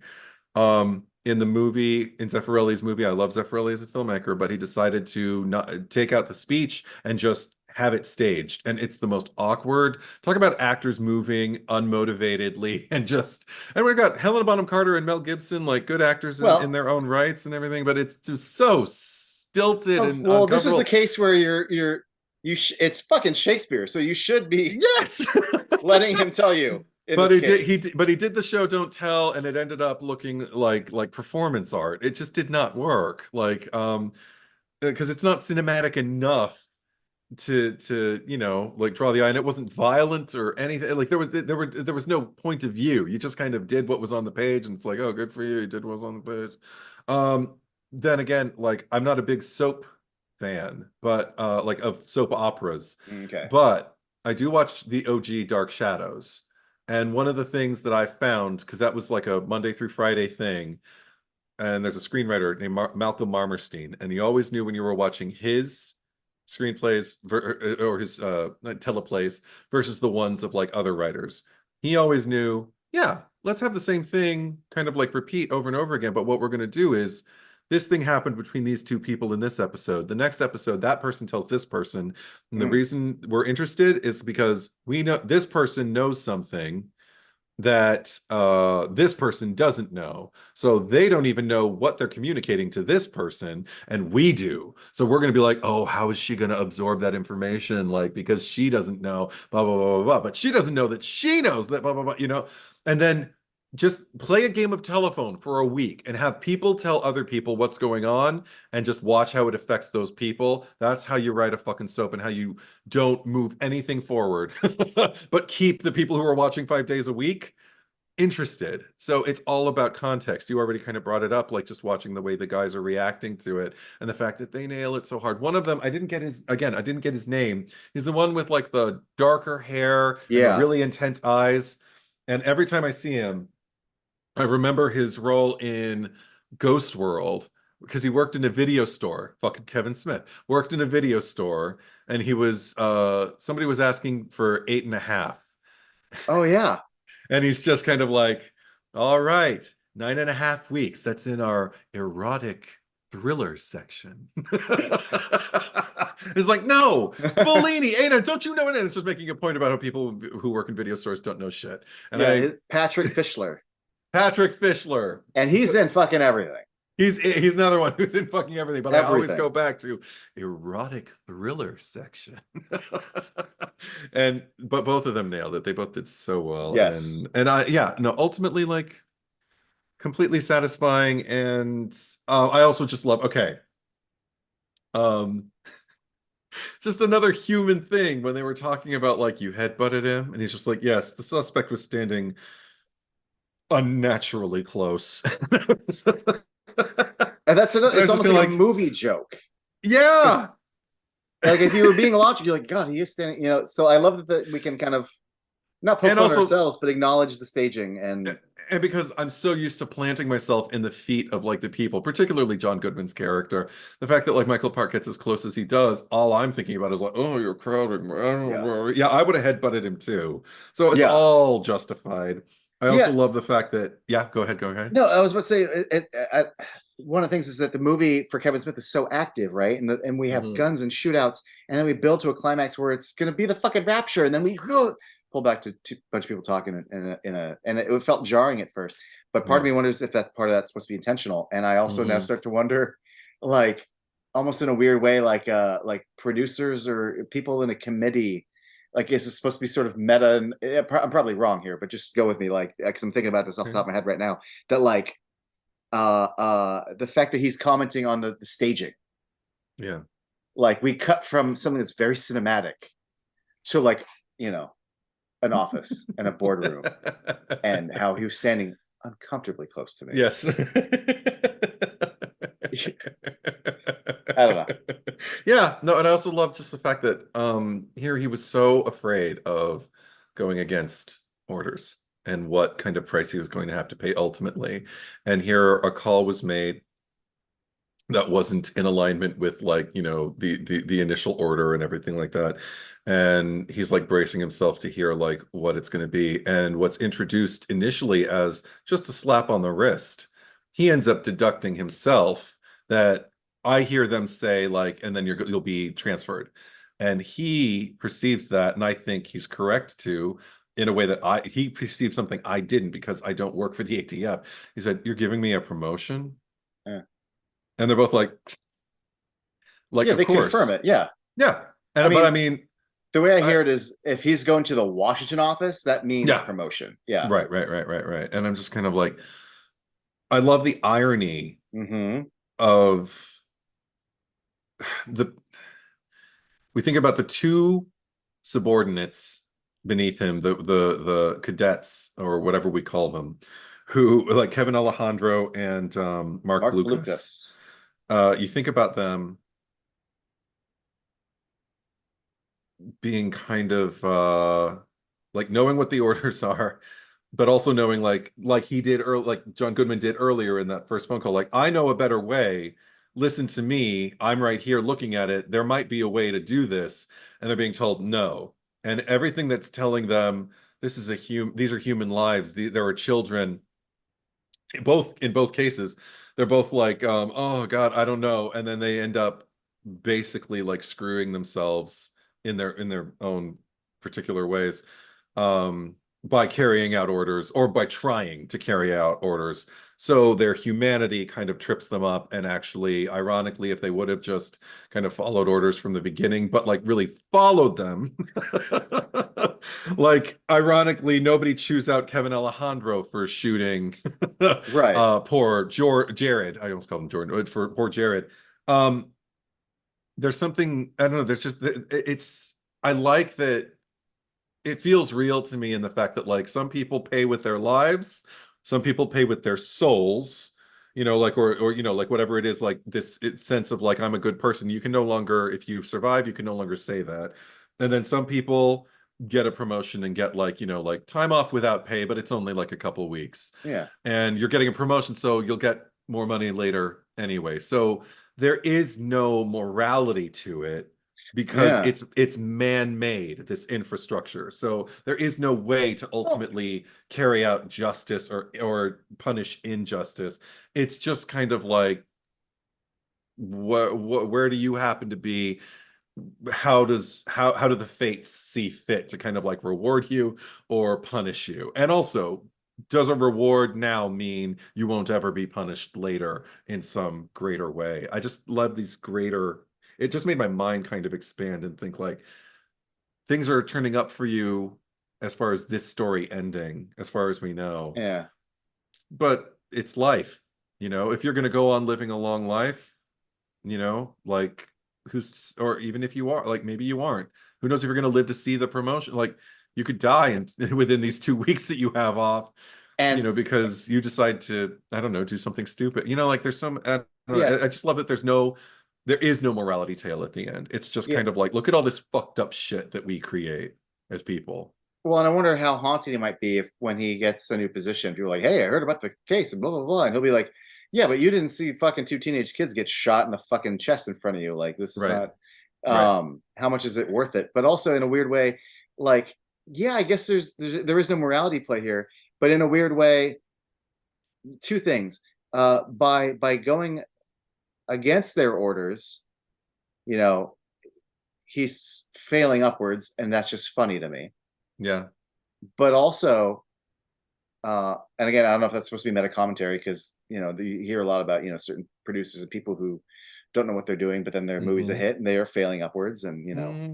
uh, the idea that in a weird way, I don't want to say he's being rewarded, but when he first gets the call, he's questioning whether this is the right move. Then when he makes the second call, he questions whether it's the right move. Enough so, we didn't talk about this, that he's like, "Hey, I'm saying this is such the wrong move that if we're going to execute those orders, can you fucking put it in writing to protect my ass Mm-hmm. from what will be a Yeah. shitty result?" Nope, Yeah. nope, nope. I don't want your word. No, send Writing, me a motherfucker. text, send me an So email while I'm being fired at. 2 times he goes, "I don't think this is the right move." Even after he eventually does it, Yeah. he is being praised in the meeting because he ultimately has his agents stop. Do not fire anymore. I engaged the people that we were supposed to go in and annihilate, and now we're bringing them in and throwing them in jail. And they say that even though you went against, we thank you for preventing something from going bad, but officially on paper you went against orders. So what I'm getting at is, said it was a bad idea. Said it was a bad idea. Ultimately follows his gut, calls it off. So in a weird way, with him getting a promotion, I'm like, oh, well, you ultimately did the writer of the two things. Mm-hmm. So I'm not saying that there is kind of morality play, but he does get a reward for calling it off. Mm-hmm. And which is a response to what he went with from the beginning. So I don't know. Mm-hmm. I don't consider it failing it upwards. Only within their organization is it failing upwards. Mm-hmm. But I don't also consider it a full reward because what a shitty day. Yeah, and also and irony, replete with irony. Well, I mean the biggest takeaway from that scene. Yeah. I mean, even after seeing it one time, was the haunting. I'm using the word haunting here. It's not scary, but it just lingers with me. Well, at first John Goodman's like, "Oh my god, you're going to kill them." And we're like, "Well, we're going to kill them with kindness." Yeah. Because we're living in a post 9/11 world. The fact that they are a religious place with guns, if they're killing anyone based on religious Patriot standards, Act, it instantly becomes terrorism. So we're just going to lock them up forever. It's what we do. Mm-hmm. And then John Goodman has the right response, which is, "Wait, if it was so easy for us to just go in there and lock them up, why the fuck did you order me to go in there and kill them to begin with?" Which, yes. Yeah. And I love that he turns off the camera. Yes. And this is the line that haunts me. Because fuck these people. Yeah. Or fuck these kinds of people. And it's that grin on his face. Mm-hmm. But here's the thing. I don't know if it's the government's institution's responsibility, but here's the other thing. Yeah, though, if you spew hate and you kill homosexuals in your church for simply being alive, yeah, fuck these people. But I can say that as a viewer. The fact that John Goodman's sitting here going, "Wait, you sent me in there because of oh my God, like How what many lives were lost? Like, lost yeah, over your, oh fuck, like, and yeah. that's one of the biggest things that stays with me Mhm. is that, and then the idea, it's just so casual. uh I mean, that he's like, and he makes a joke about how, like, isn't it ironic that he's gonna end up getting like butt raped in prison, you know? Yeah, um just these smarmy little smiles. Oh, and then what was with the horn, you know? Blah, blah, blah. yeah. You Jeez. know, uh The thing that stays with me, but luckily I get a little relief from, and I'll tell you about that in a second. But if I didn't get any relief, I'd probably be in a much darker place after this movie, because it's the last monologue that John Goodman John delivers Goodman, yeah. about the dogs. And oh my God, like talk about haunting, chilling, like all of these adjectives we're using that just like unsettle us and everything like that, because there's just something about like the distance, like the work he did, like to like craft this memory so that he can just deliver it effortlessly and I can resonate with me. The fact that he can talk about these two dogs, you throw the turkey leg at them with like the cartilage like hanging from the top, like lovely details like that too, Hmm. so monologue rich. And then he just says, and it was as if they never knew each other, and as if their lives were on the line. And I'm just like, there's this sad distance that you feel for like a sad memory, but also something that makes me feel like he's haunted by it, Hmm. like the ugliness that isn't, and this is the thing, this is the clincher, that it isn't human.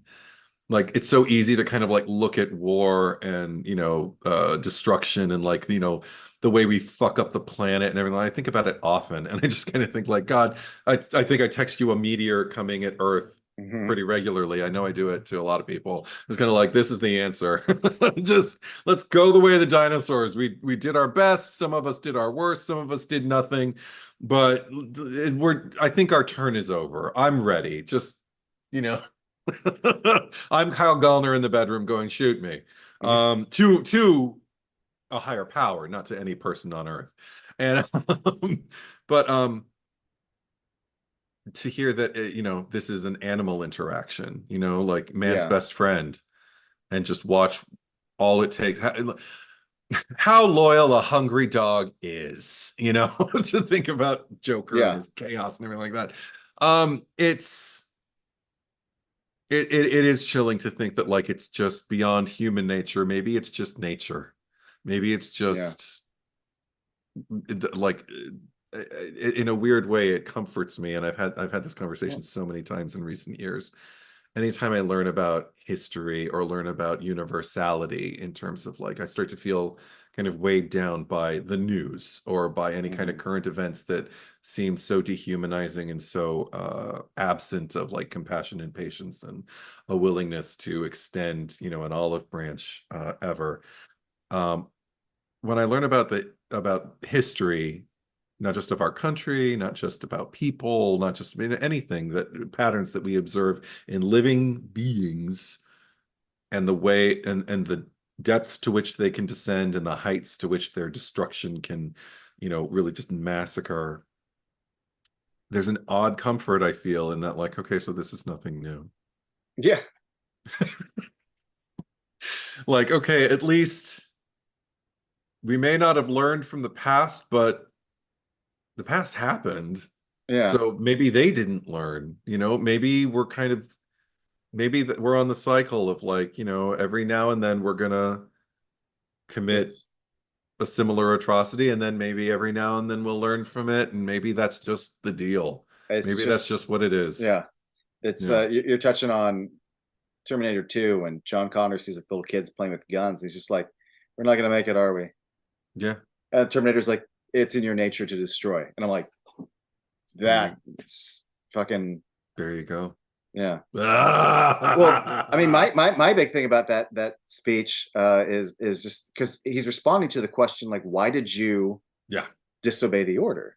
Yeah. Why did you call, and it's I mean, sympathy is not the right word, but I mean, the idea that he says that, you know, people will, you know, behave strangely when they believe they're entitled, but even more strangely when they believe.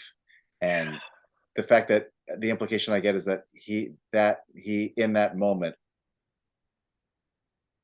sees the dog-like behavior just because they believe and chooses to,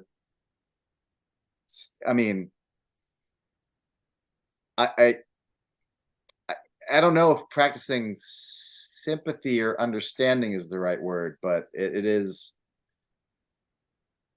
I don't know. It just leaves Just me like, I don't want yeah, to say how much they deserve it, but but just maybe even just recognizing. it's big of him to Yeah, see that yeah. in a movie where we are kind of rooting for all these people who are slaughtering and shooting and attacking, Hmm. you know, gay people. Just Yeah, it's big in that moment to go that route. yeah. But I'm glad he does, because it gives me a phenomenal ending. Which again, if you had done the Rapture ending, Yeah, you can't do this. like it, Aiden Cooper in an orange jumpsuit Yeah, blathering on to himself, or even thinking anyone else yeah, wants to hear this, yep. in a jail cell, is such a great image Hmm. to end your movie on. And then it ends with, literally, I could not think of a better fucking ending, or an ending that encompasses the point Yeah, any more than, would you shut the fuck up? and And that's it's what a, lifts me. Yeah, first of all, it's a hilarious beat. it is. Everyone in the auditorium laughed, and it's literally kind of the point of the whole movie. Yeah. And also, talk about another thing. The movie originally just ended with him saying his speech in the prison cell, and then it just sort of Hmm. went to credits. And then Kevin Smith was like, "Oh no, would you like?" And that's Kevin Smith saying, "Would you shut the fuck up?" Oh, that's great. But that's something they came up with in post. Like, that was not like the Oh scripted, my God, like, that's great. Oh, he's so good. right? Oh my God. No, because That sort it of thing. all. I You go love when ahead, go shit ahead. like that. No, no, all this. Yeah. We'll get to it when you see it, when we talk about the 4:30 movie. But there's Right. another thing that happens by circumstance, you know, that was never Okay. intended, and I love Sure. shit like that. Yeah. I don't actually believe, but I like to say that I believe in the cinematic gods, who every once in a while are Hmm. like, we will intervene and this thing will make Yes, this yes, happen, yes, you yes, know. yes, yes.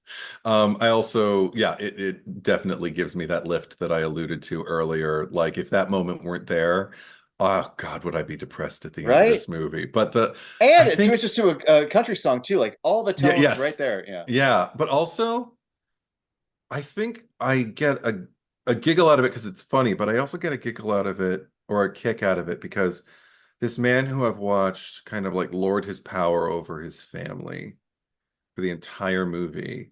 They've never questioned one thing that Mm. he's like dropped in their laps, is now confined to a room and it's in a prison, which to me is the great equalizer. You no longer hold dominion over anyone in this Mm-mm. vicinity. Someone has the right and the power to tell you to shut the fuck up. and um and he doesn't even seem, because he wasn't shot to have a reaction, he doesn't even seem cognizant of it. But I don't know, I just kind of like that he's left just in his own head, in his own room, Yeah. where he belongs. And somebody is in their own room telling him, you know what, I can hear you, fuck you. I, it's it takes his power away, and I think I'm gratified by that as well. I was so sick of him, and someone else was too. Yes. And once again, this movie's kind of like trademark. Someone said exactly what I wanted Yeah. them to, and exactly what I would have if I were in that next cell. And timing, you know, Yeah. a little too early, and then Yes. and if you let them go on too long. And that's one of the better things. Also, like and what I just said is kind of a metaphor, not a metaphor, but applies to the whole movie. Yeah. Because because I remember, I think on the Blu-ray there is an extended cut of the sermon, and it's like, yeah, no, Oh, no, this was the right length. yeah. It's fun to watch Michael Parks go, but this is Oh, the yeah. right length. Yeah. You know, and while we're on the subject of like just the timing and the editing of that, I can't praise enough that the way Kevin Smith really swung for the fences, not just casting, not just but like editing, um, and also shoot. Like this was the first major jump to me. I know Zack and Miri really has a like a really fucking handsome production kind of look. I hate when the people who we mentioned this in the cop out video where like producers were taking meetings with them because they're like, hey, Zack and Miri looked like a real movie, and I go, ugh. Right, right, right. But this more than just looks like a serviceable film. Like they're really the color palette, the use of shadow. There's a certain use of grain, the choice for when you're using close-ups. Yes. When you allow Michael Parks, when it's time to breathe, the momentum of the chases, like the shootouts. If you never would have told me in 1984 that Kevin Smith is going to shoot an exciting shootout, the sound design, the way they let the guns really, I'm always impressed with movies when I'm in the theater and I go, like, because guns in real life are very fucking loud. And I love when movies remind you like guns are fucking loud. You know, it really bugs me when a gun goes off near someone's head. You know, when like, oh, I need to shoot, and I stand between me. You know, I'm like, great, that person's deaf for 20 minutes. Yeah, like, yeah, what yeah. the fuck? You know, but we never, you know, anyway. Just I don't say I wish Kevin Smith would go back to this, but you know, there have been a few movies that have come out since this, not immediately after, but are shot rather straightforward, efficiently, and I kind of miss the fact that there's a period where like he really like, I don't want to say tried, but like really tried for some other, like really took the time to like fucking do some setups that really amount to more than like some just wider kind of comedy beats. And I one of the reasons why I bring this up, I don't know if he'll follow through with it, but and I had no judgment about some of the later movies, but like, because I feel like sometimes just like in life, you might really commit energy to something and then maybe take it a little easier with other things. And I feel like maybe, but he's talked about, side tangent, but does apply to this, but like he produced a movie that's coming out, I think next year. It's directed by Logic. He's making his directorial debut, and Kevin Smith not only produced the movie, so he was there with him, but he's editing the movie. It's the first time like Kevin Smith is working for someone else as an editor. And he says that there was a shot that Logic wanted to do that like went down the hallway and the camera was going to do this. And he's like, he got so inspired by the fact that like Logic was excited that the shot worked, and that everyone on the crew, like after they do a take, they'd all go look, and everyone would get excited at what they made. And he's like, for several years now, my directorial style is let's make it as simple as we can so we can get the crew out early. I always presume everyone wants to go home. I And remember hearing this. I always want to do it as easy as we can so everyone can go home. And I realized sometimes the crew want to make a thing cool. And he's like, I always cut corners when it comes to shots. He's like, but I realized while working on this movie, he's like, I'm kind of inspired to like take the time we have on the day, instead of trying to just get everyone out early and make everybody happy. Like, take the time to make a shot look cooler. If it, you know, and I'm reminded, like, you did that on fucking Red State. You've done that on a few other movies. And I hope he finds the appropriate movie to apply that approach again, because he remembered it by working on Logic's upcoming movie. Right. The only cap I can put on that is because I know what you mean when you're talking about comparing this piece with, you know, other material he's presented. Because for me, it came to me while I was watching the end credits, and I just kind of thought, when I watch this movie, I don't just get the impression of like Kevin Smith, the screenwriter, or Kevin Smith, even just the man with a point of view. I feel like this gives me access to his intuition as a filmmaker. It's in full effect and it's on full display in a way that I don't know the other movies are quite so much. I mean, I would never see that's when you can't start quantifying technique and Right. things like that, because a decision to do less can be just as effective as as a decision to do it all. No, but he's And trying harder in this. I just Not to say that he doesn't try in others, but he's trying harder. He's right. swinging more. He's really Like I said, the intuition. I'm gaining more access to it with each shot and with each choice. I feel like, oh, okay, as opposed to something that feels like just back off. He does that too, but he also makes really kinetic, active decisions that contribute when they need to. That's the thing. It's about the intuition. It's about the decision when to place it, when to punctuate it, when we need a transitional moment, when we need a reaction shot, for how long. It's all over this movie. Yeah, and it's a script that has a lot to say. Not that there's anything wrong with other movies he's done that have less of a bigger like ambition, because I like there's some other movies that like this is what we want to tell. I'm like, great.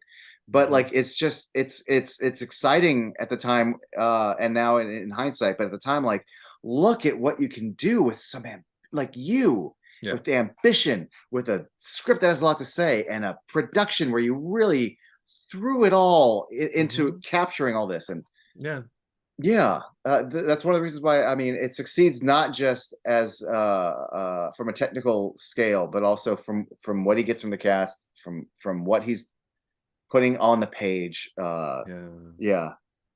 Even the fucking score. Do you know, it's really a simple moment, but it's after Billy Ray initially gets out, and then we cut back to the cop and Cooper talking. There's the score is just like this little pulse, because we're outside, but we know. But we got shaky leg because we know. And I'm like, even the score is really, really effective here. Yeah. The scene is one thing, but the score is telling me something else. And it's the bomb under the table, the Hitchcock's bomb, and it Chekhov's is. gun. Yeah. God. Yeah. Oh. The only thing I failed to mention this, there's no proper, I'm just gonna say this out of nowhere, but I forget her name, but Melissa Leo's character, Sarah Cooper. She has a moment, I don't remember the Bible verse, but she and her father are at the window, and she's talking about like the tree or the vine that does something, and then she says what, and then he's like, oh, Isaiah 20:24 whatever, and you're in this shootout, and this is, and I remember just thinking, like, that look in her eye, and that kind of passion, and that sort of righteousness from where she is coming from. I just remember thinking, I bet you and Carrie's mom would get along really well. Like, you and Mrs. White would be chums. I bet you guys would have fucking little cake and tea together and just be total fucking assholes, and just the religious piety, the mania, the violence, the self-righteousness, the making it up as you go along. First sin was intercourse. First sin was intercourse. It's like, no, first sin was a sin of lust. You don't even know your own. Okay. Yep. I don't see you guys getting this fucking upset about eating shrimp or trimming your beard, you know, or charging fucking interest on loans, but that's all in there too, motherfuckers. And you know, again, so there's a lot of hypocrisy. Planting certain vegetables with alongside other vegetables. The list goes on. Whatever. The thing that recently came up, because he's talked about this, I feel like a year or so ago, when Lionsgate released Jay and Silent Bob Reboot on Blu-ray and DVD, and it did well. I'm like, do you have any more of this shit? And Clerks 3 was kind of done through them. I know that conversations have happened about, like, would you ever want to do a Red State 2? He's like, fuck yeah, I'll do a Red State 2. But there was he recently well, at the time of this recording, won't be recent. I'm sorry, at the time of this recording, it was recent. It was like a week ago. But when we're posting it, it'll probably be a couple months ago. He did like a 4.5 hour just like fucking like live stream on YouTube, and he mentioned, someone asked him a question about you should do like a blue state. He goes, oh, he's like, at one point there was a blue state. He's like, but it's not what you think though. He's like, it was gonna be like Satanists. Oh. And I go, okay. And at first I thought, cool. But after having this conversation, and I'm not against it, I still want to see it, because Kevin Smith always wanted to do a Satanist movie and he hasn't yet. And he is writing one now though. And I'm all excited for him to write it. But if it's going to be in the framework of like a sequel to Red State, one of the things that I like that makes Red State so unique is that it isn't the otherification of pagans or Satanists. When the default, and I hate to say but when you take any kind of waspy kind of Christian, when anything that's normal is just deemed like cis, het, Christian, whatever, and we get to call everything else the other, when the fact is, motherfucker, it's all different. So the fact that something that normally doesn't get to be the villain piece in this case, like this makes it unique. I've seen other Satanist shit. You know what I mean? That's true. So that's why I'm a little. So if Blue State was a Satanist thing, I'd be like, well, I don't say that's common, but like I've already seen it. But again, I don't know what his version of it would have been, if it's related to this, if it's a whole new thing. But all I know is he said there was a Blue State at one point that was going to deal with Satanist stuff. All right. Whether if there ever is a new if there ever is a Red State 2, if that ever happens, I don't know if it's going to be that. But it's a shame, because if there ever was a Red State 2, I'll never get to see the one that popped into my head because Michael Parks is gone. Yeah. And I don't even know if this is the main point of the sequel, but I couldn't help but wonder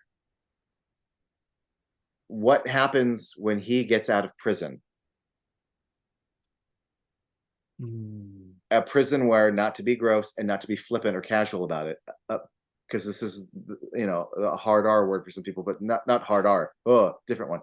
But if he's been like raped in prison, if he has been for many years engaging in man-on-man action, and then to come out into a world where, maybe it's basically, I don't want to call him hypocrite because how much of it was his choice, but I would love to see that man have to grapple and deal with the fallout, the alleged fallout from people in his circle. And how he bullshits his way out of it or not. Because so much of what comes out of this fucker's like. It's true. I just worry. I sat through Vulgar, and that was rough. Well, here's the thing. I don't need to see any of that, but just kind of like how the ATF agent's like, hey, it's kind of ironic that he'll be like taking it in the ass in prison. I'm like, yeah, but like, no, but it would be kind of ironic to see him come to terms with that. And like, I don't know, like to me, that's not the movie, but I feel like I would like to see Michael Parks, the actor, grapple with, lie about, bullshit his way through, justify. There's so many different. I'm like, I don't need. Yeah, I'm not. It'd be curious to see. Okay.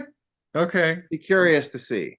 Okay. I can't lock arms with you and go, yeah, me too. Yeah. But I could see that, and I could sort of see why. But I mean, no, I mean, it's just, it also seems kind of like a minefield. But I mean, does it mean it's not a story worth telling? Then, well, that's the thing, is the minefield of it requires a deft hand.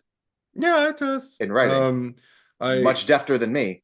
I'm just saying that there is okay. All the directions he could go, that's not the one that I would be like. But if he ever made that movie, I'd watch it. Right. That said, like, I'm just grateful that I looked at IMDb because I wanted to see like, where can I stream this if possible? I streamed it off of Tubi, but it's also available on like MovieSphere, Roku, Prime. Pluto TV, Prime, Freevee, Plex. It's on everything. The only disadvantage to that, and I did feel it with this screening, I was so glad that I'd seen the movie before. Ads. This is not a movie that you want to watch for the first time with ads, unless you're geared for that kind of. Me, I'm also so particular, you know. But Mhm. like literally, John Goodman gave like one of his final monologues, and then we cut to an ad, and it was like two 30-second ads, so it was a full minute.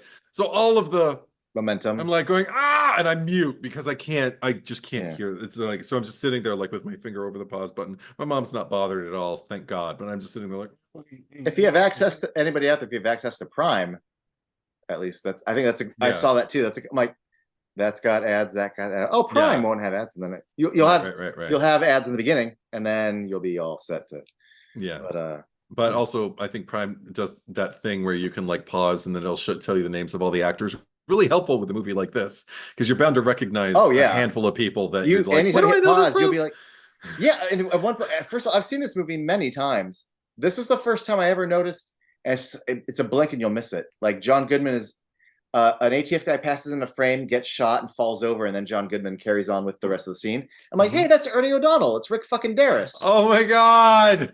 Right? Like, it's oh my gosh, so random. So I cool. mean, it's blink and you'll miss it.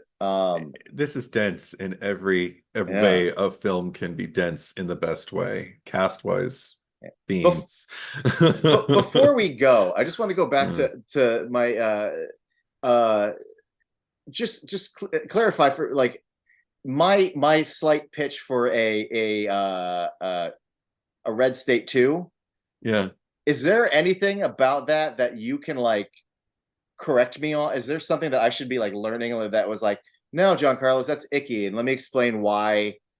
Um, Like I like if this is a learning moment where it's like, no, actually your idea is kind of ignorant and here's why. oh, I mean, Is there something for me to learn from this that we can all, or is it nothing just that like I, no? nothing that makes me want to kind of like take the reins and guide you in a particular direction. It's just an unsavory, you know, Okay, kind of like it's like I said, it feels like a minefield. And I think of if Kevin Smith decided that's the movie he'd want to make, I've followed him down dark pastures before, you know, not mm. a lot, but I But mean, yeah, vulgar being a fucking oh. right, But right, yeah, right. But okay, at the same time, he only produced that one, right? yeah, But there are other movies I'd rather see Kevin Smith kind of like devote that much kind of like energy to okay, that kind. Yeah, that like yeah, watching somebody deal with something like that, I'm just kind of like, wait. I'd read a book about it. I don't know if I could sit through a okay. movie.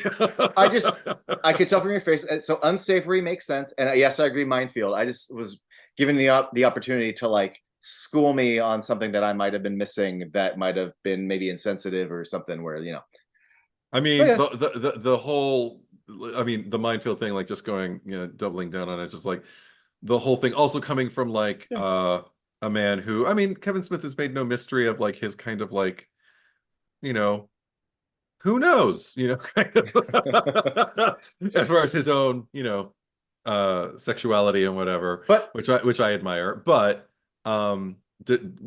would he be the one to tell well, that story? Certainly to tell the story of that character of, you know, Avon Cooper's. I wouldn't want anybody else to tell Avon Cooper's story after that. But yeah, I do I need it in my life? No. I'd fair enough. sooner there's yeah, just other It was stories. just an idea. That's all. Yeah. Okay. I honestly don't want a sequel. Me neither. I'm kind of good with this. I feel like it's The complete in a way that very few stories are. the only thing I would want, and I agree with you, it's very complete. Yeah. The only thing I would want is just kind of like a few other movies. I wouldn't mind, like, I don't know, because you can't throw it into anything, but like I wouldn't mind if it was retroactively pulled into the Askewniverse.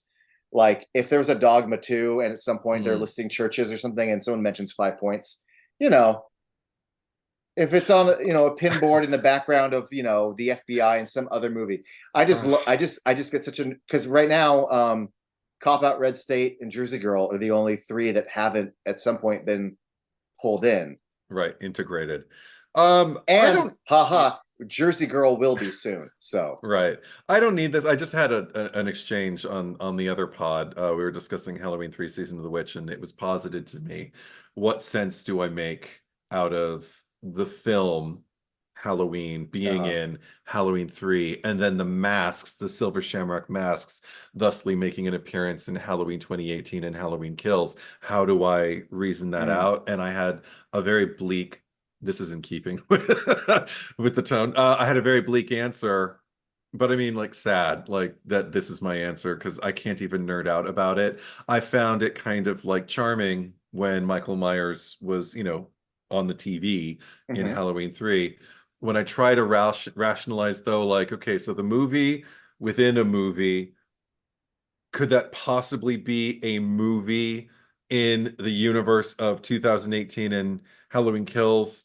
How do I finish the thread and connect it to the original movie then? And I'm like, there's no fun to be had there. no.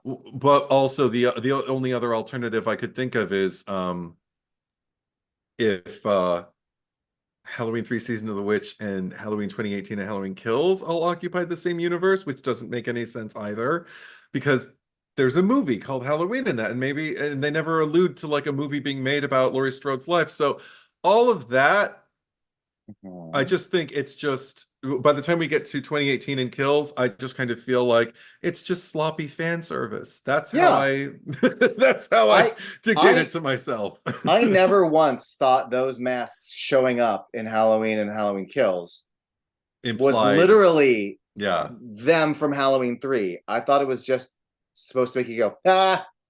Yeah. And I did in 2018. Then they made them more broad characters in Halloween. Well, not really that broad, but pretty broad characters. No, but in Halloween Kills. But yeah, I still never make it. No, it's just a gag. So I feel like making Red State somehow like connect with the Askewniverse. I mean, if the angel Gabriel did appear at the end, I'd be like, okay, cool. But because he doesn't, I want little crowbar separation. I'm cool with them being separate. The other two, go for it. This one, that's fair. I mean, my whole thing is I just don't need it to be blatant. I just need, something really minor. I don't know. I like that this is kind of its own thing. It's standalone. His first standalone. Because in my mind, the other two feel like they could take a place in the Askewniverse tonally. So I mean, Jersey Girl at the time, it definitely felt standalone, but I know in the third round, actually, did we already talk about this? But there's going to be another round of Quick Stops comics. Oh, right. And the bottom of it, Rick Darris, he said, we'll tie Jersey Girl into it. I went, oh, cool. I don't know if you told me here, but I think I told you. I think I told you at a movie weekend. Yeah, yeah. But the Rick Darris storyline will tie into Jersey Girl. Okay, yeah, I remember. Yeah. If anything, cool. I don't need Cop Out to be pulled in. There's something about the fact that it was like a Warner Brothers movie and he was a director for hire and he didn't write it. I'm like, yeah, that doesn't need to be in the Askewniverse. Yeah, I don't need it. I wouldn't be upset if it were. I'd be like, okay. I wouldn't be upset if Tracy Morgan fucking showed up. Oh, yeah. But yeah, I don't need this is the last one I want roped into. that's fair. Yeah. But yeah, I love it. I love it. Me too. Yeah. There you go. There you go. Thanks for watching, everybody. Yeah, thank you guys. Yeah, if you're still there, thank you. Yeah, it's been probably about 3.5 hours by my guess. So yeah, definitely over. Oh, I was about to say definitely over twice the length. One last thing before we wrap it up, just really quick, is I just at some point, Kevin Smith, the editor, I mean, he's always kind of like, I think Cop Out is like 90 minutes or maybe under 90 minutes, but he became very like aware that the audience shouldn't be there any longer than they need to be, and he's very vocal about how much he was able to cut down reboot to like this, how I got Clerks 3 down to this, how the 4:30 movie is like 84 minutes. I think this is like the first time where I'm really like, holy shit, 80, you got this under 90 minutes. This is the first one where I'm really I'm not aware as a viewer where it's a bad thing, but I'm just very aware like, oh yeah, you are respecting my time. You don't like to be sitting in a theater for over 2 hours. And like this, he's been editing movies for a while, but this is the first time where I feel like modern Kevin Smith, the editor, really shows himself here. Mm. Yeah, I never have that reaction when I find that it's got like an under 90-minute runtime. I'm usually just kind of like, sweet, they cut to the chase, let's hope. And then sometimes they do, and sometimes it still feels like 2 hours, and I'm like, why does this feel like 2 hours when it's barely over an hour? Mm-hmm.